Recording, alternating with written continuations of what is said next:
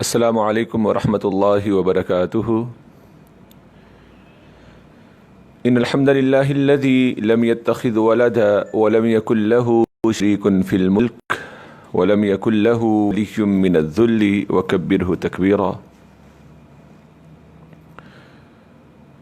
اللهم صل على محمد وعلى آل محمد كما صليت على إبراهيم وعلى آل إبراهيم إنك حميد مجيد۔ اللهم بارك على محمد وعلى آل محمد كما باركت على إبراهيم وعلى آل إبراهيم إنك حميد مجيد۔ أما بعد فأعوذ بالله السميع العليم وبوجهه الكريم وسلطانه القديم من الشيطان الرجيم من همزه ونفخه ونفثه۔ بسم الله الرحمن الرحيم۔ أولما أصابتكم مصيبة قد أصبتم مثليها قلتم أن هذا قل هو من عند أنفسكم إن الله على كل شيء قدير۔ اللہ رب العالمین سے یہ دعا کرتے ہوئے کہ اے ہمارے مالک، ہم آج رات سے رمضان المبارک کے بابرکت اور بارحمت مہینہ میں داخل ہونے جا رہے ہیں۔ اللہ ہمارے سابقہ تمام گناہوں کو معاف فرما دیں، ہمارے دلوں کو ہر طرح کی تاریکی، ظلمت اور زنگ سے پاک اور صاف کر دیں، ہمارے دلوں کو ان دلوں کے اندر شامل کر دیں جو کہ تقوی کو قبول کرنے والے ہیں، اور آنے والا رمضان ہمارے لیے جہنم سے آزادی، گناہوں کی مغفرت اور جنت میں داخلہ، اللہ کی رضامندی کا ذریعہ اور سبب بنا دے۔ اور جتنے بھی لوگ رمضان سے قبل نیکیاں کرنے میں سستی اور کوتاہی کر رہے تھے، اللہ ان کے اندر نیکی کی رغبت، نیکی کی محبت اور نیکی کرنے کی ہمت، طاقت اور توفیق پیدا فرما دے۔ اور اللہ رمضان سے قبل جتنے بھی لوگ تیری نافرمانی میں، سرکشی میں اور گناہوں میں مبتلا ہوئے تھے، اللہ انہیں اس برے گناہ اور اپنی نافرمانی کے کاموں اور راستے سے روکتے ہوئے ان کا منہ جو ہے وہ نیکی کی طرف موڑ دے۔ اللہ جتنے بھی بیمار ہیں، اللہ سب کو صحت کاملہ عاجلہ عطا فرما دیں، اور اس دنیا میں جو وبا پھیلی ہوئی ہے، اللہ اپنی رحمت سے اس وبا کو ختم فرما دیں، آمین۔ سورہ آل عمران کی آیت نمبر 165 سے ہم آغاز کر رہے ہیں۔ میں نے پہلے ذکر کیا تھا سورہ آل عمران کے حوالے سے کہ سورہ آل عمران کو 4 پورشنز میں تقسیم کیا گیا ہے، اور 4 خطبات کی شکل میں یہ رسول اللہ صلی اللہ علیہ وسلم پہ نازل ہوئی، اور پھر ان کو جمع کر کے ایک سورت سورہ آل عمران کی شکل میں قرآن اور مصحف کے اندر لکھ دیا گیا۔ تو سورہ آل عمران کی آیت نمبر 120 سے لے کر آخر تک آیت نمبر 200 تک، ان 80 آیات میں آخری خطبہ ہے، اور اس آخری خطبہ کے اندر جو سب سے بڑا مضمون بیان کیا گیا وہ غزوہ احد کا ہے۔ آیت نمبر 120 سے ہی غزوہ احد کا تذکرہ، اس کے حالات و واقعات، اور صحابہ نے اس غزوہ کے اندر جو تکالیف اور مصائب اٹھائیں ان کا جو ہے وہ ذکر ہے۔ تو آج ہم جس آیہ مبارکہ سے شروع کر رہے ہیں، وہاں پر بھی غزوہ احد کے ہی حالات کو اللہ رب العالمین نے بیان فرمایا ہے کہ غزوہ احد کے اندر صحابہ کو جو مصائب پہنچے، جو تکالیف پہنچی، ان کا سبب کیا ہے، اس کی وجوہات کیا ہیں، ان کو اللہ نے بیان فرمایا ہے۔ اور آج انشاءاللہ العزیز ہماری سورہ آل عمران جو ہے وہ ابتدا میں ہی مکمل ہو جائے گی، اور پھر اس کے بعد ہم سورۃ النساء جو ہے اس کا آغاز کریں گے۔ آج کے دورہ قرآن، آج کی کلاس، آج کے دن میں جو مضامین پڑھنے والے ہیں ان اہم باتوں کا تعارف، ایک تو آیت نمبر 165 سے ہی یوم احد کے دن جو اہل ایمان کو تکالیف اور مصائب پہنچیں ان کی حکمت کیا ہے، اور پھر اس کے بعد غزوہ حمراء الاسد اس کا تذکرہ ہوگا، بخل کی مذمت اور کنجوسی کرنے والے کے لیے کیا وعید شریعت نے رکھی ہوئی ہے اس کا بیان ہوگا، اور کامیابی کے حقدار کون ہیں ان کا تذکرہ ہوگا۔ عقل والوں کے لیے سورہ آل عمران کے آخری رکوع میں اہل عقل کے لیے توحید کے جو دلائل اللہ نے رکھے ہوئے ہیں ان کا ذکر، اور پھر اہل توحید، اہل عقل لوگوں کی صفات، ان کے اقوال اور دعائیں، اور سورہ آل عمران کی آخری آیہ مبارکہ میں صبر و استقامت کا حکم ہوگا۔ اس کے بعد ہم انشاءاللہ العزیز اللہ کی رحمت سے سورۃ النساء کا آغاز کریں گے۔ تو ابتدا میں ہی ہم سورۃ النساء کی سورۃ النساء کی فضیلت اور تعارف جو ہے وہ ہم پڑھیں گے۔ ابتدا میں ہی سورۃ النساء کی پہلی آیت میں ہی تقوی کا حکم ہے، اور اس حکم کے بعد انسانیت کی پیدائش اور صلہ رحمی کی یاد دہانی ہے۔ پھر سورۃ النساء کے مضامین میں جو ہم پڑھیں گے آج، یتیموں کے حقوق اور یتیم کے مال کی حفاظت، اور یتیم کا مال جو کھاتا ہے، یتیم کے اوپر جو ظلم کرتا ہے اس کے لیے سزا اور وعید، وراثت تقسیم کرنے کے احکامات، آیات وراثت میں ترکہ کی تقسیم کے اصول، عورتوں کے ساتھ حسن معاشرت کا حکم، کون سی محرمات ہیں جو کہ ابدی ہیں اور غیر ابدی ہیں ان کا تذکرہ ہوگا۔ نیک عورت کے علامات بھی آج ہم سورۃ النساء کے اندر پڑھیں گے، حرام کمائی کی ممانعت اور انسان کو قتل کرنے کی ممانعت، اور انسان کے قتل کے اوپر جو وعید ہے اس کا ذکر ہوگا۔ اللہ تعالیٰ کی عبادت، اور اس کے ساتھ ساتھ اللہ کی عبادت کے ساتھ اللہ نے جو باتیں لازم ٹھہرائی ہیں، حقوق العباد، والدین اور رشتہ داروں کے ساتھ حسن سلوک کی تاکید ہے، پڑوسی کے ساتھ حسن سلوک کی تاکید اور اس کے حقوق، غلاموں سے احسان کا حکم، اور ایک مرتبہ پھر سورۃ النساء کے اندر ہم بخل کی مذمت جو ہے اس کو پڑھیں گے۔ یہ اہم مضامین ہیں آج کی ہماری کلاس کے، آج کے ہمارا دورہ قرآن کے۔ تو ہم آغاز کر رہے ہیں۔ آغاز سے قبل یاد دہانی کے طور پہ آج جمعۃ المبارک ہے۔ جمعہ کے دن سورۃ الکہف کی تلاوت اور کثرت سے رسول اکرم صلی اللہ علیہ وآلہ وسلم پہ درود بھیجنا، درود پڑھنا، یہ دونوں کام بہت اہم ہیں، تو ان کو لازماً جو ہے وہ سر انجام دیجیے گا۔ اللہ رب العالمین ہم سب پہ اپنا رحم اور کرم اور فضل فرما دیں۔ سورہ آل عمران آیت نمبر 165، اولما اصابتکم مصیبۃ، بھلا تمہارا کیا حال ہے کہ جب احد میں تمہارے اوپر مصیبت آ پڑی تو تم کہنے لگے انا ھذا، کہ یہ مصیبت ہم پر کہاں سے آئی ہے؟ کل کہہ دیجئے ہوا من عند اللہ، ہوا من عند انفسکم، ہوا من عند انفسکم قد اصبتم مثلیہا، اولما اصابتکم مصیبۃ قد اصبتم مثلیہا، جب تمہیں احد کے دن مصیبت پہنچی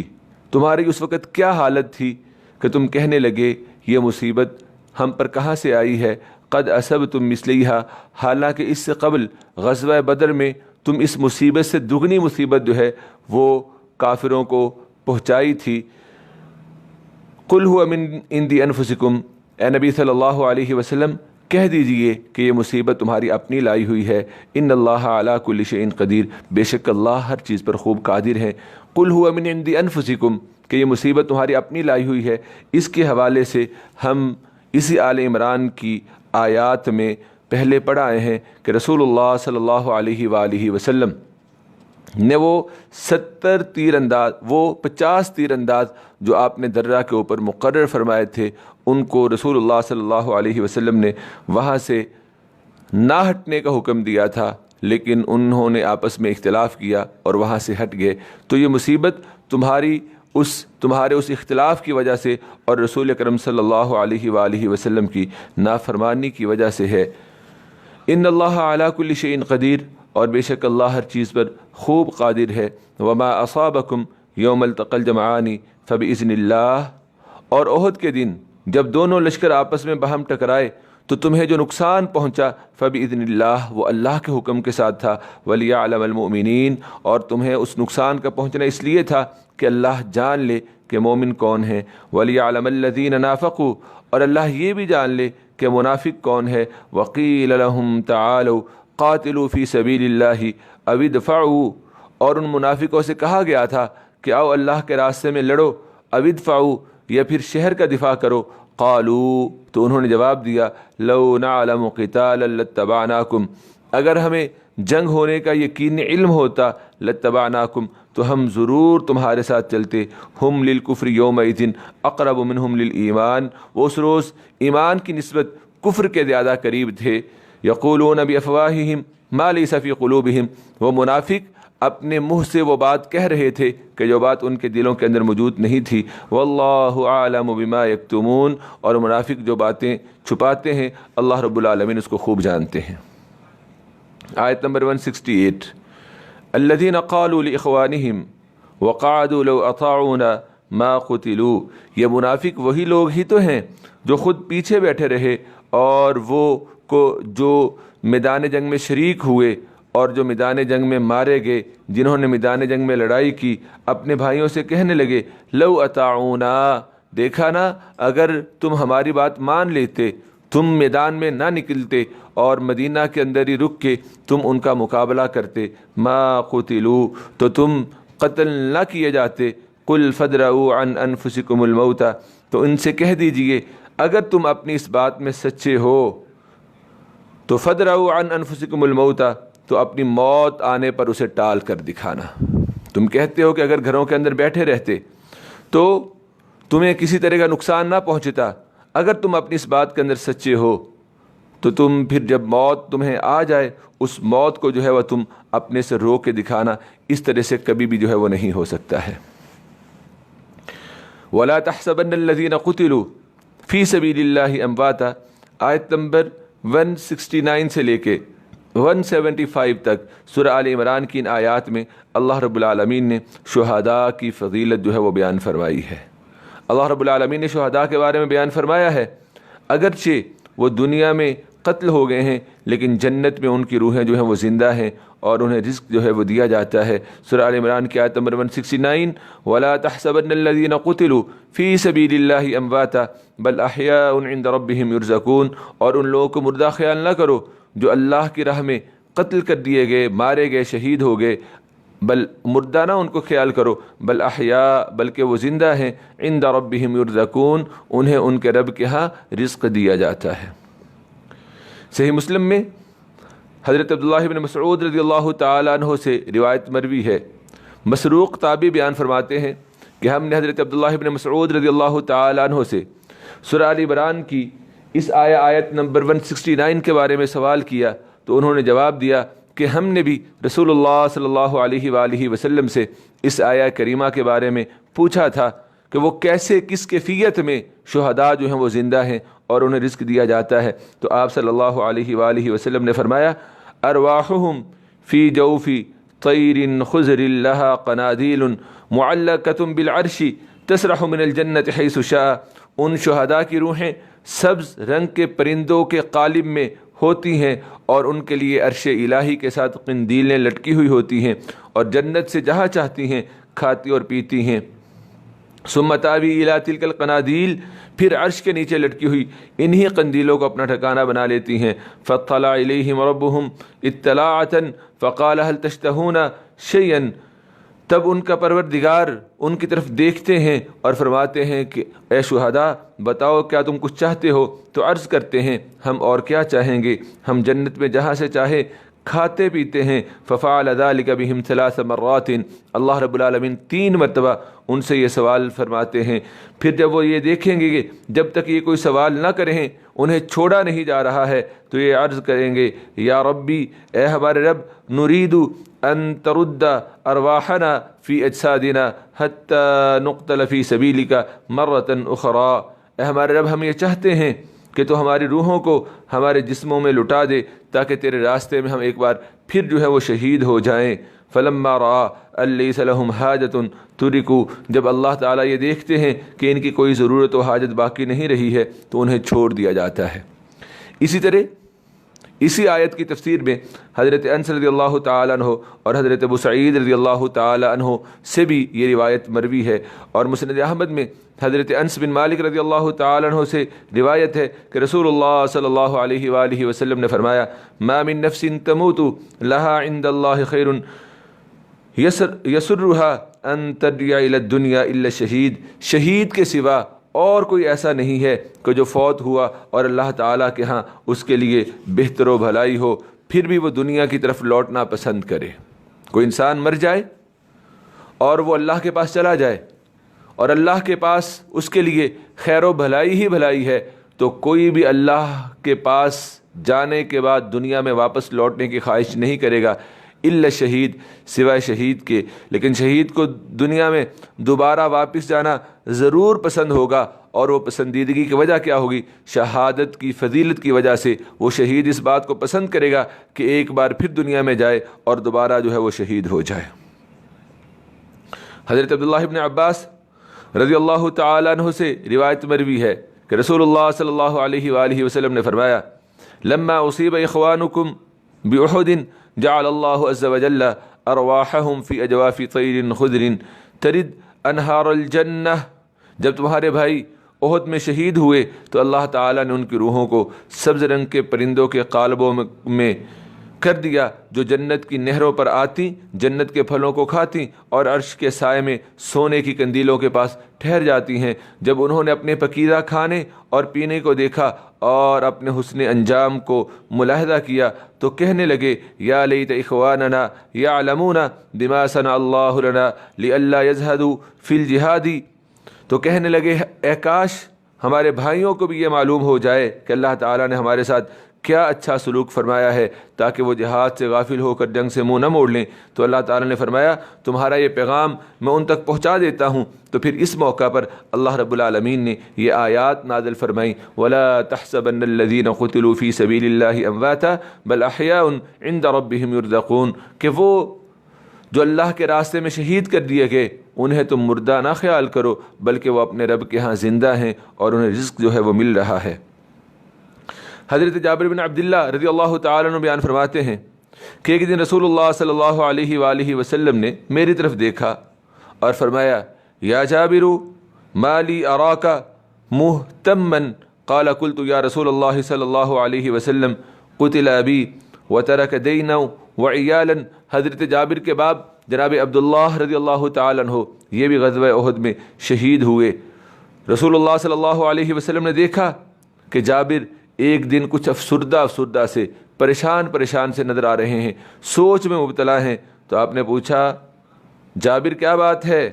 تم کچھ افسردہ نظر آتے ہو؟ تو فرماتے میں نے عرض کی اللہ کے رسول صلی اللہ علیہ وسلم میرے والد غزوہ احد میں شہید ہو گئے ہیں اور انہوں نے اپنے پیچھے قرض اور بہت زیادہ تعداد میں بچے چھوڑے ہیں۔ آپ نے فرمایا عبداللہ میں تمہیں ایک بات بتاتا ہوں کہ اللہ تعالیٰ نے جب بھی کسی سے کلام فرمایا تو بس پردہ ہی میں فرمایا ہے، مگر تمہارے باپ سے اللہ تعالیٰ نے روبرو کلام کیا ہے۔ وَإِنَّهُ كَلَّمَ أَبَاكَ كِفَاحًا فَقَالَ يَا عَبْدِي، اور اللہ نے تمہارے باپ عبداللہ سے یہ بات فرمائی ہے کہ اے میرے بندے تم جو چاہو مانگو میں تمہیں دوں گا۔ تو تمہارے باپ نے کہا ہے اللہ میں یہ سوال کرتا ہوں ایک بار پھر مجھے دنیا میں لٹا دے تاکہ تیرے راستے میں دوبارہ شہید ہو جاؤں۔ تو اللہ عز و جل نے فرمایا میں پہلے سے یہ بات فرما چکا ہوں کہ یہاں آنے والوں کو دوبارہ جو ہے لا یرجعون دنیا کی طرف نہیں لٹایا جائے گا۔ تو عبداللہ رضی اللہ تعالیٰ نے فرمایا یا ربی فابلغ من ورائی فانزل اللہ عز و جل، اے اللہ میرے پیچھے رہ جانے والوں کو میرا پیغام پہنچا دیں۔ تو اللہ رب العالمین نے پھر یہ آیہ مبارکہ نازل فرمائی۔ مسند احمد میں ہی حضرت عبداللہ ابن عباس رضی اللہ تعالیٰ عنہ سے روایت ہے کہ رسول اللہ صلی اللہ علیہ وآلہ وسلم نے فرمایا شہداء کی زندگی کے حوالے سے الشہداء علی بارق نہر بباب الجنت فی قبۃ خضراء یخرج علیہم رزقہم من الجنت بکرۃ وعشیہ، شہداء جنت کے دروازے پر نہر کے کنارے سبز رنگ کے قبے میں خیمے میں ہوں گے اور انہیں صبح و شام جنت سے رزق جو ہے وہ ملے گا۔ تو یہ تمام آیات تمام احادیث سورہ آل عمران کی اس آیت کی تفسیر میں ہے وَلَا تَحْسَبَنَّ الَّذِينَ قُتِلُوا فِي سَبِيلِ اللَّهِ أَمْوَاتًا بَلْ أَحْيَاءٌ عِندَ رَبِّهِمْ يُرْزَقُونَ فَرِحِينَ بِمَا آتَاهُمُ اللَّهُ مِنْ فَضْلِهِ، جو کچھ اللہ نے ان کو اپنے فضل سے بخش رکھا ہے اس پر وہ شہداء خوش ہیں، یعنی کہ وہ شہداء جنہوں نے اللہ کے راستے میں جام شہادت نوش کیا وہ اللہ کے ہاں زندہ ہیں، اور اللہ نے انہیں جن نعمتوں اور رحمتوں سے سرفراز فرما رکھا ہے ان سے وہ خوش ہیں، اور اپنے ان بھائیوں کی وجہ سے بھی خوشیاں منا رہے ہیں جو ان کے بعد اللہ کے راستے میں شہید ہوں گے، کیونکہ وہ بھی ان کے پاس جو ہیں وہ آ جائیں گے۔ صحیح بخاری صحیح مسلم کے اندر حضرت انس رضی اللہ تعالیٰ عنہ سے اصحاب بئر معونہ یعنی کہ وہ 70 انصار صحابہ جنہیں ایک ہی دن جو ہے وہاں پہ شہید کر دیا گیا تھا اور جنہوں نے ان کو شہید کیا تھا، رسول اللہ صلی اللہ علیہ وآلہ وسلم نے اس کافر قوم کے لیے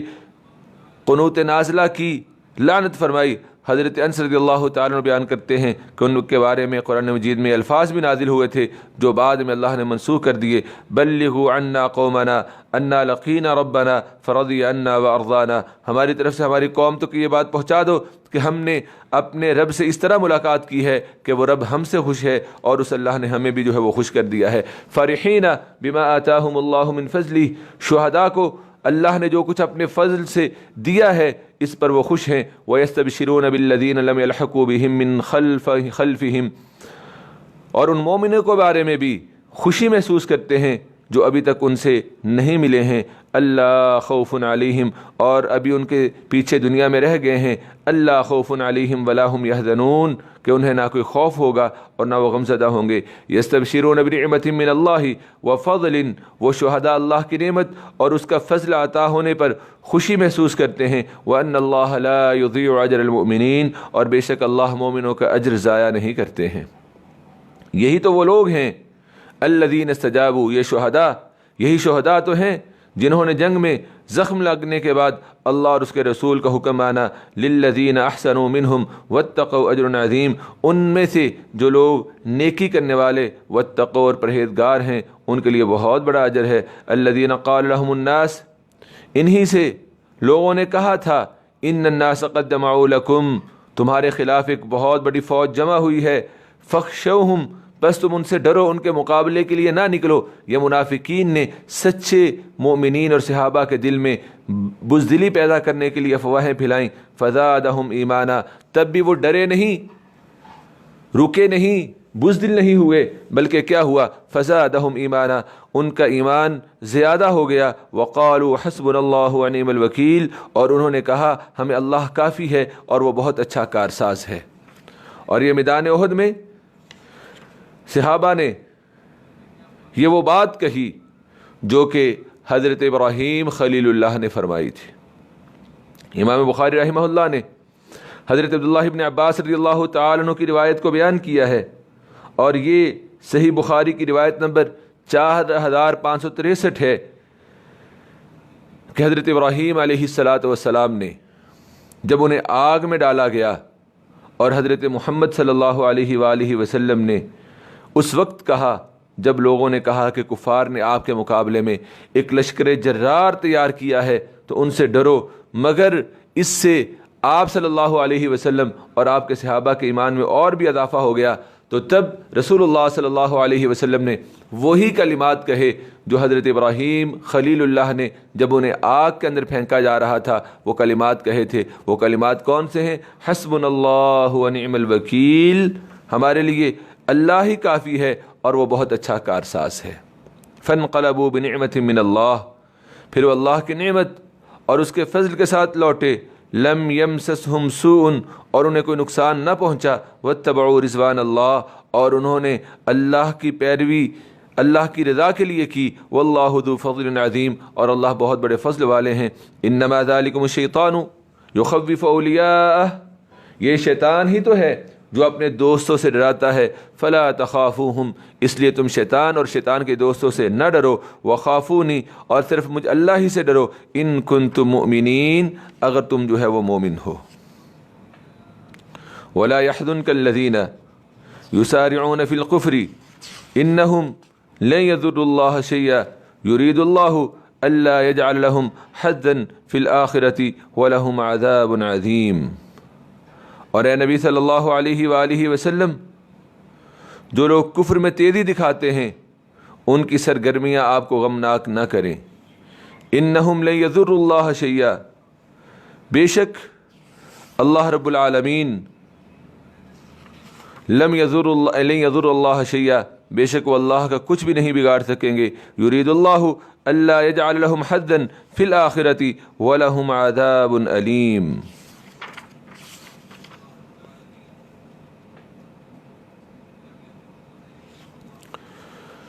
یرید اللہ الا یجعل لهم حظا فی الآخرہ، اللہ چاہتا ہے کہ ان کافروں کے لیے آخرت میں کوئی بھی حصہ نہ رکھے۔ وَلَهُمْ عَذَابٌ علیم، اور ان کے لیے بہت بڑا عذاب ہے۔ ان الذین اشتروا الکفر بالایمان لن یضروا اللہ شیئا، بے شک جن لوگوں نے ایمان کے بدلے کفر خرید لیا، لن یضر اللہ شیئا، وہ اللہ کا کچھ بھی نہیں بگاڑ سکیں گے۔ وَلَهُمْ عَذَابٌ علیم، اور ان کے لیے دردناک عذاب ہے۔ وَلَا يَحْسَبَنَّ الَّذِينَ كَفَرُوا أَنَّمَا نُمْلِي لَهُمْ خَيْرٌ لِأَنفُسِهِمْ، اور جن لوگوں نے کفر کیا وہ ہرگز یہ خیال نہ کریں کہ ہم انہیں جو ڈھیل دیتے ہیں وہ ان کے لیے بہت بہتر ہے۔ اللہ کی طرف سے ملنے والی ڈھیل کہ جس کی وجہ سے انسان اللہ کی نافرمانی اور سرکشی کی طرف مزید بڑھتا چلا جائے، یہ اس کے لیے بہتر نہیں ہے، بلکہ یہ اس کے لیے اتنی تباہ کن ہے کہ پھر اس کے پاس کوئی بھی عذر، کوئی بھی معذرت جو ہے وہ باقی نہیں رہتی ہے، اور اللہ رب العالمین اس کے اوپر اتمام حجت جو ہیں وہ کر دیتے ہیں۔ اسی لیے اللہ رب العالمین سورہ آل عمران کی آیت نمبر 178 میں فرما رہے ہیں وَلَا يَحْسَبَنَّ الَّذِينَ كَفَرُوا أَنَّمَا نُمْلِي لَهُمْ، اور جن لوگوں نے کفر کیا وہ ہرگز یہ خیال نہ کریں کہ ہم انہیں جو ڈھیل دیتے ہیں خیر لانفسہم، وہ ان کے لیے بہتر ہے۔ انما نملی لہم لیزدادوا اثما، ہم تو انہیں صرف اس لیے ڈھیل دیتے ہیں کہ وہ گناہ میں پڑ جائیں، آگے بڑھ جائیں۔ وَلَهُمْ عَذَابٌ مُهِينٌ، اور ان کے لیے رسوا کرنے والا جو ہے وہ عذاب ہے۔ ما كان اللہ لیذر المؤمنین علی ما انتم علیہ، اللہ مومنوں کو ہرگز اس حالت میں نہیں رہنے دیں گے، اس لیے کہ وہ کسی نہ کسی آزمائش میں اللہ مومنوں کو ضرور مبتلا کریں گے، جس سے فائدہ کیا ہوگا؟ حتیٰ یمید الخبیث من الطیب، کہ پاک جو ہے وہ ناپاک سے ممتاز ہو جائے گا۔ مومن سامنے آ جائیں گے، منافق جو ہیں وہ سامنے آ جائیں گے۔ وما كان اللہ لیطلعکم علی الغیب ولکن اللہ یجتبی من رسلہ من یشاء، اور اللہ کا یہ طریقہ نہیں ہے کہ وہ تم پر غیب ظاہر کر دے، ولکن اللہ یجتبی من رسلہ من یشاء، لیکن اپنے رسولوں میں سے جسے چاہتا ہے غیب کی باتیں بتانے کے لیے چن لیتا ہے۔ فآمنوا باللہ ورسلہ، پس تم اللہ اور اس کے رسول پر ایمان لاؤ۔ وَإِن تُؤْمِنُوا وَتَتَّقُوا، اگر تم ایمان لاؤ گے اور پرہیزگاری اختیار کرو گے، فَلَكُمْ أَجْرٌ عَظِيمٌ، تو تمہارے لیے بہت بڑا اجر ہے۔ آیت نمبر 180، سورہ آل عمران کی آیت نمبر 180، اس میں اللہ رب العالمین نے بخل کی مذمت بیان فرمائی ہے۔ اللہ فرما رہے ہیں وَلَا يَحْسَبَنَّ الَّذِينَ يَبْخَلُونَ بِمَا آتَاهُمُ اللَّهُ مِنْ فَضْلِهِ هُوَ خَيْرٌ لَهُمْ بَلْ هُوَ شَرٌ لَهُمْ، اور جن لوگوں کو اللہ نے اپنے فضل سے بہت کچھ دیا ہے اور وہ اس میں کنجوسی کرتے ہیں، تو اس بخل کو اپنے لیے ہرگز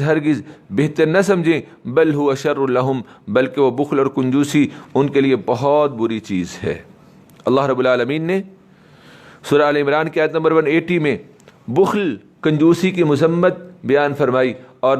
بخل کرنے والوں کے لیے اللہ کی طرف سے جو سزا اور وعید ہے اس کو اللہ رب العالمین نے بیان فرمایا۔ جیسا کہ اس آیہ مبارکہ کی تفسیر میں رسول اللہ صلی اللہ علیہ وآلہ وسلم کی صحیح حدیث جو کہ صحیح البخاری کے اندر حضرت ابو ہریرہ رضی اللہ تعالیٰ عنہ سے مروی ہے کہ رسول اللہ صلی اللہ علیہ وسلم نے فرمایا من آتاہ اللہ مالا فلم یؤدی زکاتہ مثل له مالہ شجاعا اقرا له زبیبتان، جس شخص کو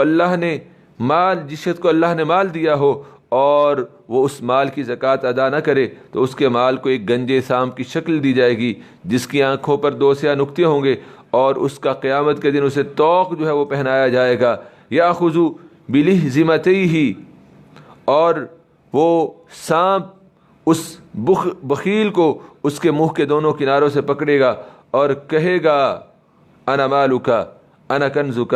میں تیرا مال ہوں، میں تیرا خزانہ ہوں۔ پھر رسول اللہ صلی اللہ علیہ وسلم نے سورہ آل عمران کی اس آیہ مبارکہ آیت نمبر 180 کی تلاوت فرمائی، وَلَا يَحْسَبَنَّ الَّذِينَ يَبْخَلُونَ بِمَا آتَاهُمُ اللَّهُ مِنْ فَضْلِهِ هُوَ خَيْرٌ لَّهُمْ بَلْ هُوَ شَرٌّ لَّهُمْ۔ اسی طرح مسند احمد میں حضرت عبداللہ بن مسعود رضی اللہ تعالیٰ عنہ کی روایت مروی ہے، رسول اللہ صلی اللہ علیہ وآلہ وسلم نے فرمایا، لا يمنع عبد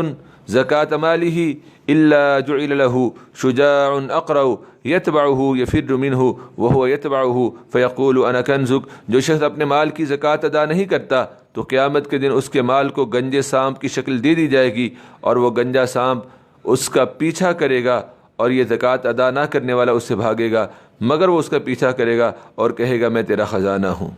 پھر عبداللہ بن مسعود رضی اللہ تعالیٰ عنہ نے اس روایت کی دلیل کے لیے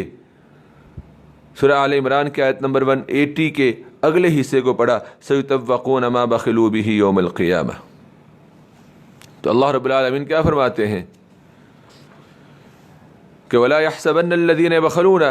بِمَا آتَاهُمُ اللَّهُ مِنْ فَضْلِهِ هُوَ خَيْرٌ لَّهُمْ بَلْ هُوَ شَرٌّ لَّهُمْ سَيُطَوَّقُونَ مَا بَخِلُوا بِهِ يَوْمَ الْقِيَامَةِ۔ قیامت کے دن اسی کنجوسی کے انہیں طوق جو ہیں وہ پہنائے جائیں گے، وَلِلَّهِ مِيرَاثُ السَّمَاوَاتِ وَالْأَرْضِ، اور آسمان و زمین کی تمام میراث اور ملکیت اللہ ہی کے لیے ہے، وَاللَّهُ بِمَا تَعْمَلُونَ خَبِيرٌ، اور جو تم عمل کرتے ہو اللہ رب العالمین اس کی باخوبی جو ہے وہ خبر رکھتے ہیں۔ لَقَدْ سَمِعَ اللَّهُ قول الذين قالوا ان الله فقير ونحن اغنياء سنكتب ما قالوا وقتلهم الانبياء بغير حق ونقول ذوقوا عذاب الحريق ذلك بما قدمت ايديكم وان الله ليس بظلام للعبيد۔ آیت نمبر 180 سے لے کے 184 تک اللہ رب العالمین نے جو مضامین بیان فرمائے ہیں ان میں سے ایک مضمون یہ ہے کہ جو یہودی تھے وہ نعوذ باللہ ثم نعوذ باللہ جب اللہ کی طرف سے یہ حکم آیا کہ تم اللہ کی راہ میں خرچ کرو تو وہ کہنے لگے کہ اللہ فقیر ہے اور ہم امیر ہیں۔ سعید بن جبیر نے حضرت عبداللہ بن عباس رضی اللہ تعالیٰ عنہ سے روایت کیا ہے کہ جب یہ آیہ کریمہ نازل ہوئی سورہ بقرہ کی آیت نمبر 245، من ذا الذی یقرض اللہ قرضا حسنا فیضاعفہ لہ اضعافا کثیرہ، کوئی ہے کہ اللہ کو قرض حسنہ دے کہ وہ اس کے بدلے میں اس کو کئی حصے زیادہ دے گا؟ تو یہودیوں نے کہا اے محمد صلی اللہ علیہ وسلم نعوذ باللہ، کیا تمہارا رب فقیر ہے جو کہ اپنے بندوں سے قرض مانگتا ہے؟ تو پھر اس موقع پر اللہ رب العالمین نے سورہ آل عمران کی یہ آیت نمبر 181 نازل فرمائی، لقد سمع اللہ قول الذین قالوا، اللہ نے ان لوگوں کی بات سن لی جنہوں نے کہا ان اللہ فقیر، اللہ فقیر ہیں، ونحن اغنیاء، اور ہم مالدار ہیں، سنکتب ما قالوا، یقیناً ان کی یہ بات ہم لکھ لیں گے جو انہوں نے کہی، وقتلہم الانبیاء بغیر حق، اور جو وہ نبیوں کو ناحق قتل کرتے رہے وہ بھی ان کے اعمال نامے میں درج ہے، ونقول ذوقوا عذاب الحریق، اور قیامت کے دن ہم ایسے لوگوں کو کہیں گے کہ اب جلانے والے عذاب کو چکھو، ذالک بما قدمت ایدیکم وان اللہ لیس بظلام للعبید، اور قیامت کے روز جب انہیں عذاب چکھنے کے لیے کہا جائے گا تو یہ سب کس وجہ سے ہوگا؟ ذالک بما قدمت ایدیکم، یہ تمہارے ہاتھوں کی کمائی کا بدلہ ہے جو تم نے آگے بھیجا، یہ تمہاری اپنی نافرمانیوں اور اللہ کے بارے میں بد کلامی کی سزا ہے، وَأَنَّ اللَّهَ لَيْسَ بِظَلَّامٍ لِّلْعَبِيدِ، اور بے شک اللہ اپنے بندوں پر ہرگز ظلم کرنے والے نہیں ہیں۔ یہ یہودی تو وہی لوگ ہیں قالوا، جنہوں نے یہ بات کہی، ان اللہ عہد الینا، بے شک اللہ نے ہم سے عہد لیا ہے، اللہ نؤمن لرسول حتی یأتینا بقربان تاکلہ النار، ہم کسی رسول پر ایمان نہیں لائیں گے یہاں تلک کہ وہ ہمارے پاس معجزہ لے کر آئے، وہ ہمارے پاس ایسی قربانی لائے تاکلہ النار جسے آگ کھا جائے۔ قل کہہ دیجئے قد جاءکم رسل من قبلی بالبینات، مجھ سے پہلے تمہارے پاس کئی رسول کھلی نشانیاں اور وہ معجزہ بھی لے کر آئے جس کا تم کہہ رہے ہو، فلما قتلتموہم، پھر تم نے ان انبیاء کو کیوں قتل کر ڈالا؟ ان کنتم صادقین، اگر تم سچے ہو، فإن کذبوک فقد کذب رسل من قبلک جاءوا بالبینات والزبر والکتاب المنیر۔ اے نبی صلی اللہ علیہ وسلم، اگر پھر بھی یہ یہودی آپ کو جھٹلاتے ہیں تو یہ کوئی ایسی بات نہیں ہے، فقد کذب رسل من قبلک، یہ تو آپ سے پہلے بھی کئی ایسے رسولوں کو جھٹلا چکے ہیں، جاؤ بالبینات، جو کھلی نشانیاں والزبر صحیفے والکتاب المنیر اور روشن کتابیں ان کے پاس لے کے آئے تھے، لیکن انہوں نے ان کو بھی جو ہے وہ جھٹلا دیا تھا۔ آیت نمبر 185، یہاں پہ اللہ رب العالمین ہمیں اس بات کی خبر دے رہے ہیں کہ جو تمام مخلوقات کے لیے ہیں سوائے اللہ کے، اور وہ یہ ہے کہ ہر جاندار نے ایک نہ ایک دن موت کا ذائقہ چکھنا ہے، اور صرف بقا جو ہے، موت سے بچاؤ جو ہے اللہ ہی کی ذات کو ہے، جیسا تو سورۃ الرحمن کی آیت نمبر 26 اور 27 میں ہے، کل من علیہا فان ویبقى وجہ ربک ذو الجلال والاکرام، جو مخلوق زمین پر ہے سب کو فنا ہونا ہے، اور آپ کے رب کا جلال و عظمت والا چہرہ جو ہے وہ باقی رہے گا۔ صرف اللہ باقی رہیں گے، اللہ ہی الحی القیوم ہیں، اس کے علاوہ تمام جن و انس ایک نہ ایک دن مر جائیں گے، اسی طرح تمام فرشتے، یہاں تک کہ حاملین عرش الہی بھی ایک دن موت کے جام کو پی لیں گے۔ بقا اور دوام صرف اللہ واحد و قہار ہی کی ذات گرامی کو ہے، وہ سب سے آخر ہوگا جیسا کہ سب سے اول بھی وہی ہے۔ اس لیے اللہ فرماتے ہیں کل نفس ذائقۃ الموت، ہر ایک جان، ہر ایک نفس موت کا ذائقہ چکھنے والا ہے۔ وَإِنَّمَا تُوَفَّوْنَ أُجُورَكُمْ يَوْمَ الْقِيَامَةِ، بے شک قیامت کے دن تمہیں پورے پورے اجر دیے جائیں گے۔ فَمَنْ زُحْزِحَ عَنِ النَّارِ وَأُدْخِلَ الْجَنَّةِ، پھر جسے آگ سے دور رکھا گیا اور جنت میں داخل کر دیا گیا، فقد فاز، تو یقیناً وہ کامیاب ہو گیا۔ ابن ابی حاتم نے حضرت ابو ہریرہ رضی اللہ تعالیٰ عنہ سے روایت کو بیان فرمایا ہے کہ رسول اللہ صلی اللہ علیہ وآلہ وسلم نے فرمایا موضع صوت فی الجنت خیر من الدنیا وما فیہا اقرؤوا ان شئتم، جنت میں ایک کوڑے کے برابر کی جگہ دنیا اور دنیا کے اندر جو نعمتیں ہیں ان سب سے زیادہ بہتر ہے، اگر تم چاہو تو اس آیہ کریمہ کو پڑھ لو، فمن زحزح عن النار وادخل الجنۃ فقد فاز۔ جو شخص جہنم کی آگ سے بچا لیا گیا اور جنت کے اندر داخل کر دیا گیا، یقیناً وہ کامیاب ہو گیا۔ وَمَا الْحَيَاةُ الدُّنْيَا إِلَّا مَتَاعُ الْغُرُورِ، اور دنیا کی زندگی دھوکے ہی کا تو سامان ہے۔ اللہ فرماتے ہیں سورۃ الاعلیٰ کی آیت نمبر 16 اور 17 میں بل تؤثرون الحیاۃ الدنیا، مگر تم لوگ تو دنیا کی زندگی کو ترجیح دیتے ہو، والآخرۃ خیر وابقیٰ، حالانکہ آخرت بہت بہتر اور پائیدار ہے۔ اس طرح سورۃ القصص کی آیت نمبر 60 میں اللہ رب العالمین نے فرمایا وما اوتیتم من شیء فمتاع الحیاۃ الدنیا وزینتها، اور جو چیز تم کو دی گئی ہے وہ دنیا کی زندگی کا فائدہ اور اس کی زینت ہے۔ وما عند اللہ خیر وابقیٰ، اور جو اللہ کے پاس اللہ کی رضامندی اور جنت کی شکل میں ہے وہ بہتر اور باقی رہنے والی دنیا ہے۔ اس آیہ مبارکہ کی تفسیر میں وَمَا الْحَيَاةُ الدُّنْيَا إِلَّا مَتَاعُ الْغُرُورِ کی تفسیر میں حدیث مبارکہ میں ہے کہ واللہ ما الدنیا فی الآخرۃ الا كما يغمس احدكم اصبعه في اليم فلينظر بما ترجع، دنیا آخرت کے مقابلے میں کیا حیثیت رکھتی ہے؟ دنیا کی آخرت کے مقابلے میں اسی طرح کی حیثیت ہے کہ جیسے کوئی شخص اپنی انگلی کو سمندر میں ڈبوئے اور جب باہر نکال لے وہ دیکھے کہ اس کی انگلی کے ساتھ سمندر کے پانی میں کس قدر جو ہے وہ کمی آئی ہے۔ اس لیے فرمایا وَمَا الْحَيَاةُ الدُّنْيَا إِلَّا مَتَاعُ الْغُرُورِ، اور دنیا کی زندگی دھوکے ہی کا تو سامان ہے۔ آیت نمبر 186، مومن مبتلائے آزمائش کیا جاتا ہے، یہ بات یاد رکھیے گا۔ یہ مضمون پیچھے کثرت کے ساتھ جو ہے وہ ہم پڑھائے ہیں۔ اللہ رب العالمین نے مومن کو آزمائش میں ڈالنا ہوتا ہے، کیوں؟ اللہ پہچان لیں کہ کون ہے جو ان میں سے ایمان کے لحاظ سے سچے ہیں اور کون جو ہیں وہ ایمان کے لحاظ سے جھوٹے ہیں۔ اور وہ آزمائش کسی بھی شکل میں آ سکتی ہے، اور وہ آزمائش اپنے مخالفین، منافقین اور مشرکوں کی طرف سے بد زبانی، اذیت، طعنوں کی شکل میں بھی آ سکتی ہے، جس کو اللہ رب العالمین نے یہاں پہ بیان فرمایا لَتُبْلَوُنَّ فِي أَمْوَالِكُمْ وَأَنفُسِكُمْ، البتہ تمہیں تمہارے مالوں اور تمہاری جانوں کے بارے میں ضرور آزمایا جائے گا۔ ایک تو مال اور جان کے اندر آزمائش، اور دوسرا کیا ہے وَلَتَسْمَعُنَّ مِنَ الَّذِينَ أُوتُوا الْكِتَابَ مِنْ قَبْلِكُمْ وَمِنَ الَّذِينَ أَشْرَكُوا أَذًى كَثِيرًا، اور تم ان لوگوں سے جنہیں تم سے پہلے کتاب دی گئی اور ان لوگوں سے جنہوں نے شرک کیا ضرور تکلیف دینے والی باتیں سنو گے۔ وہ ضرور تمہارے بارے میں ایسی باتیں کریں گے، تمہیں ایسی باتیں کہیں گے جس سے تمہیں جو ہے وہ تکلیف ہوگی۔ امام بخاری رحمہ اللہ نے اس آیہ مبارکہ کی تفسیر میں حضرت اسامہ بن زید رضی اللہ تعالیٰ عنہ کی روایت کو بیان کیا ہے کہ رسول اللہ صلی اللہ علیہ وآلہ وسلم نے گدھے کی سواری کو اختیار فرمایا، جس پر اس وقت شہر فدق کی بنی ہوئی ایک موٹی چادر تھی، اور آپ نے حضرت اسامہ بن زید رضی اللہ تعالیٰ عنہ کو اپنے پیچھے سوار فرمایا، اور آپ کا مقصد بنو حارث بن خزرج میں جا کر حضرت سعد بن عبادہ رضی اللہ تعالیٰ عنہ کی عیادت کرنا تھا۔ اور یہ واقعہ بدر سے پہلے کا ہے۔ آپ کا گزر ایک ایسی مجلس کے پاس سے ہوا جس میں رئیس المنافقین عبداللہ بن ابی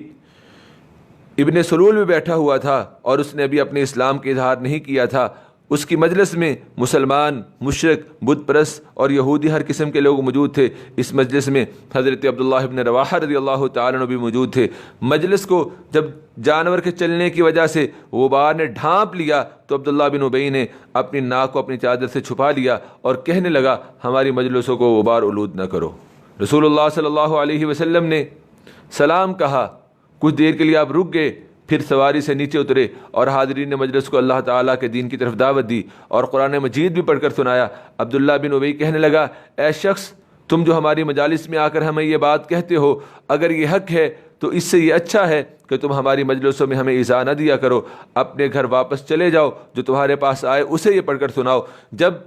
عبداللہ بن ابی نے یہ بد زبانی کی، یہ سن کر حضرت عبداللہ بن رواحہ رضی اللہ تعالیٰ عنہ نے عرض کی، اللہ کے رسول، آپ ہماری مجلسوں میں یہ پیغام لے کر ضرور تشریف لائیں، ہم آپ کی تشریف آوری کو بہت پسند کرتے ہیں۔ اس سے مسلمانوں، مشرکوں اور یہودیوں میں باہم گالی گلوچ شروع ہو گئی، یہاں تک کہ قریب تھا کہ وہ ایک دوسرے پر حملہ آور ہو جاتے۔ رسول اللہ صلی اللہ علیہ وسلم انہیں خاموش کرواتے رہے یہاں تک کہ سب خاموش ہو گئے۔ پھر نبی صلی اللہ علیہ وسلم اپنے جانور پر سوار ہو گئے، یہاں تک کہ آپ سعد بن عبادہ رضی اللہ تعالیٰ عنہ کے پاس تشریف لے گئے اور ان سے فرمایا، یا سعد، الم تسمع ما قال ابو حباب، سعد کیا تم نے سنا نہیں کہ ابو حباب نے کیا کہا ہے؟ یہ عبداللہ بن ابی کی کنیت ہے،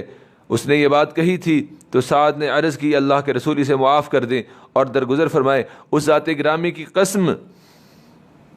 جس نے آپ پر کتاب کو نازل فرمایا ہے، اللہ تعالیٰ اس حق کو لے آیا ہے جسے اس نے آپ پر نازل فرمایا ہے۔ آپ اندازہ لگائیے، منافقین، مشرکین، یہود و نصارہ، ہر طرح سے ان کی یہ کوشش ہوتی ہے کہ وہ اہل ایمان کو اذیت اور تکلیف پہنچائیں۔ اب اس سے بچاؤ کیسے ہے؟ کوئی بات سن کے ثابت قدم رہنے کا طریقہ کیا ہے؟ وہ اللہ رب العالمین نے آیت نمبر 186 میں آخر میں اللہ نے بیان فرمایا، وَإِن تَصْبِرُوا وَتَتَّقُوا فَإِنَّ ذَلِكَ مِنْ عَزْمِ الْأُمُورِ، اگر تم صبر کرو اور پرہیزگاری اختیار کرو تو بے شک یہ بہت ہمت والی بات ہے، بہت بڑی بات ہے۔ سورہ آل عمران آیت نمبر 187 سے لے کے 189 تک اللہ نے دو وجوہات کی بنا پہ اہل کتاب کی مذمت کی ہے، اور اہل کتاب سے مراد یہود و نصارہ، اور وہ مذمت کی وجہ کیا ہے؟ عہد شکنی، وعدے کو توڑ دینا، کتمان حق کو چھپانا۔ اور یہ دونوں وجوہات آج موجودہ اہل کتاب امت مسلمہ، امت محمد صلی اللہ علیہ وسلم کے اندر بھی موجود ہے۔ ان دو وجوہات کی بنا پہ یہود و نصارہ کی مذمت ہو سکتی ہے، تو پھر یہ بات سمجھ لیں کہ وہ مذمت ہمارے لیے بھی ہے جب تک کہ ہم اپنے اعمال کو درست نہیں کر لیتے۔ اللہ رب العالمین بیان فرماتے ہیں، وَإِذَا أَخَذَ اللَّهُ مِيثَاقَ الَّذِينَ أُوتُوا الْكِتَابَ لَتُبَيِّنُنَّهُ لِلنَّاسِ وَلَا تَكْتُمُونَهُ، اور جب اللہ نے ان لوگوں سے عہد لیا جنہیں کتاب دی گئی تھی کہ تم اسے ضرور لوگوں کے سامنے بیان کرو گے اور اسے ہرگز چھپاؤ گے نہیں، فَنَبَذُوهُ وَرَاءَ ظُهُورِهِمْ، پھر انہوں نے اس عہد کو بھی پس پش ڈال دیا، وَاشْتَرَوْا بِهِ ثَمَنًا قَلِيلًا، اور اسے تھوڑی سی قیمت کے بدلے میں فروخت کر ڈالا، فَبِئْسَ مَا يَشْتَرُونَ، پھر کس قدر بری ہے وہ قیمت جو کہ وہ حق کو فروخت کر کے وصول کرتے ہیں۔ رسول اللہ صلی اللہ علیہ وآلہ وسلم نے فرمایا، مَنْ سُئِلَ عَنْ عِلْمٍ فَكَتَمَهُ، جس سے علم کے بارے میں پوچھا گیا اور اس نے اس علم کو چھپایا، أُلْجِمَ يَوْمَ الْقِيَامَةِ بِلَجَامٍ مِّنَ النَّارِ، تو اسے قیامت کے دن جہنم کی آگ کی لگام جو ہے وہ پہنائی جائے گی۔ لا تحسبن الذين يفرحون بما اتوا ويحبون، دھوکہ دینے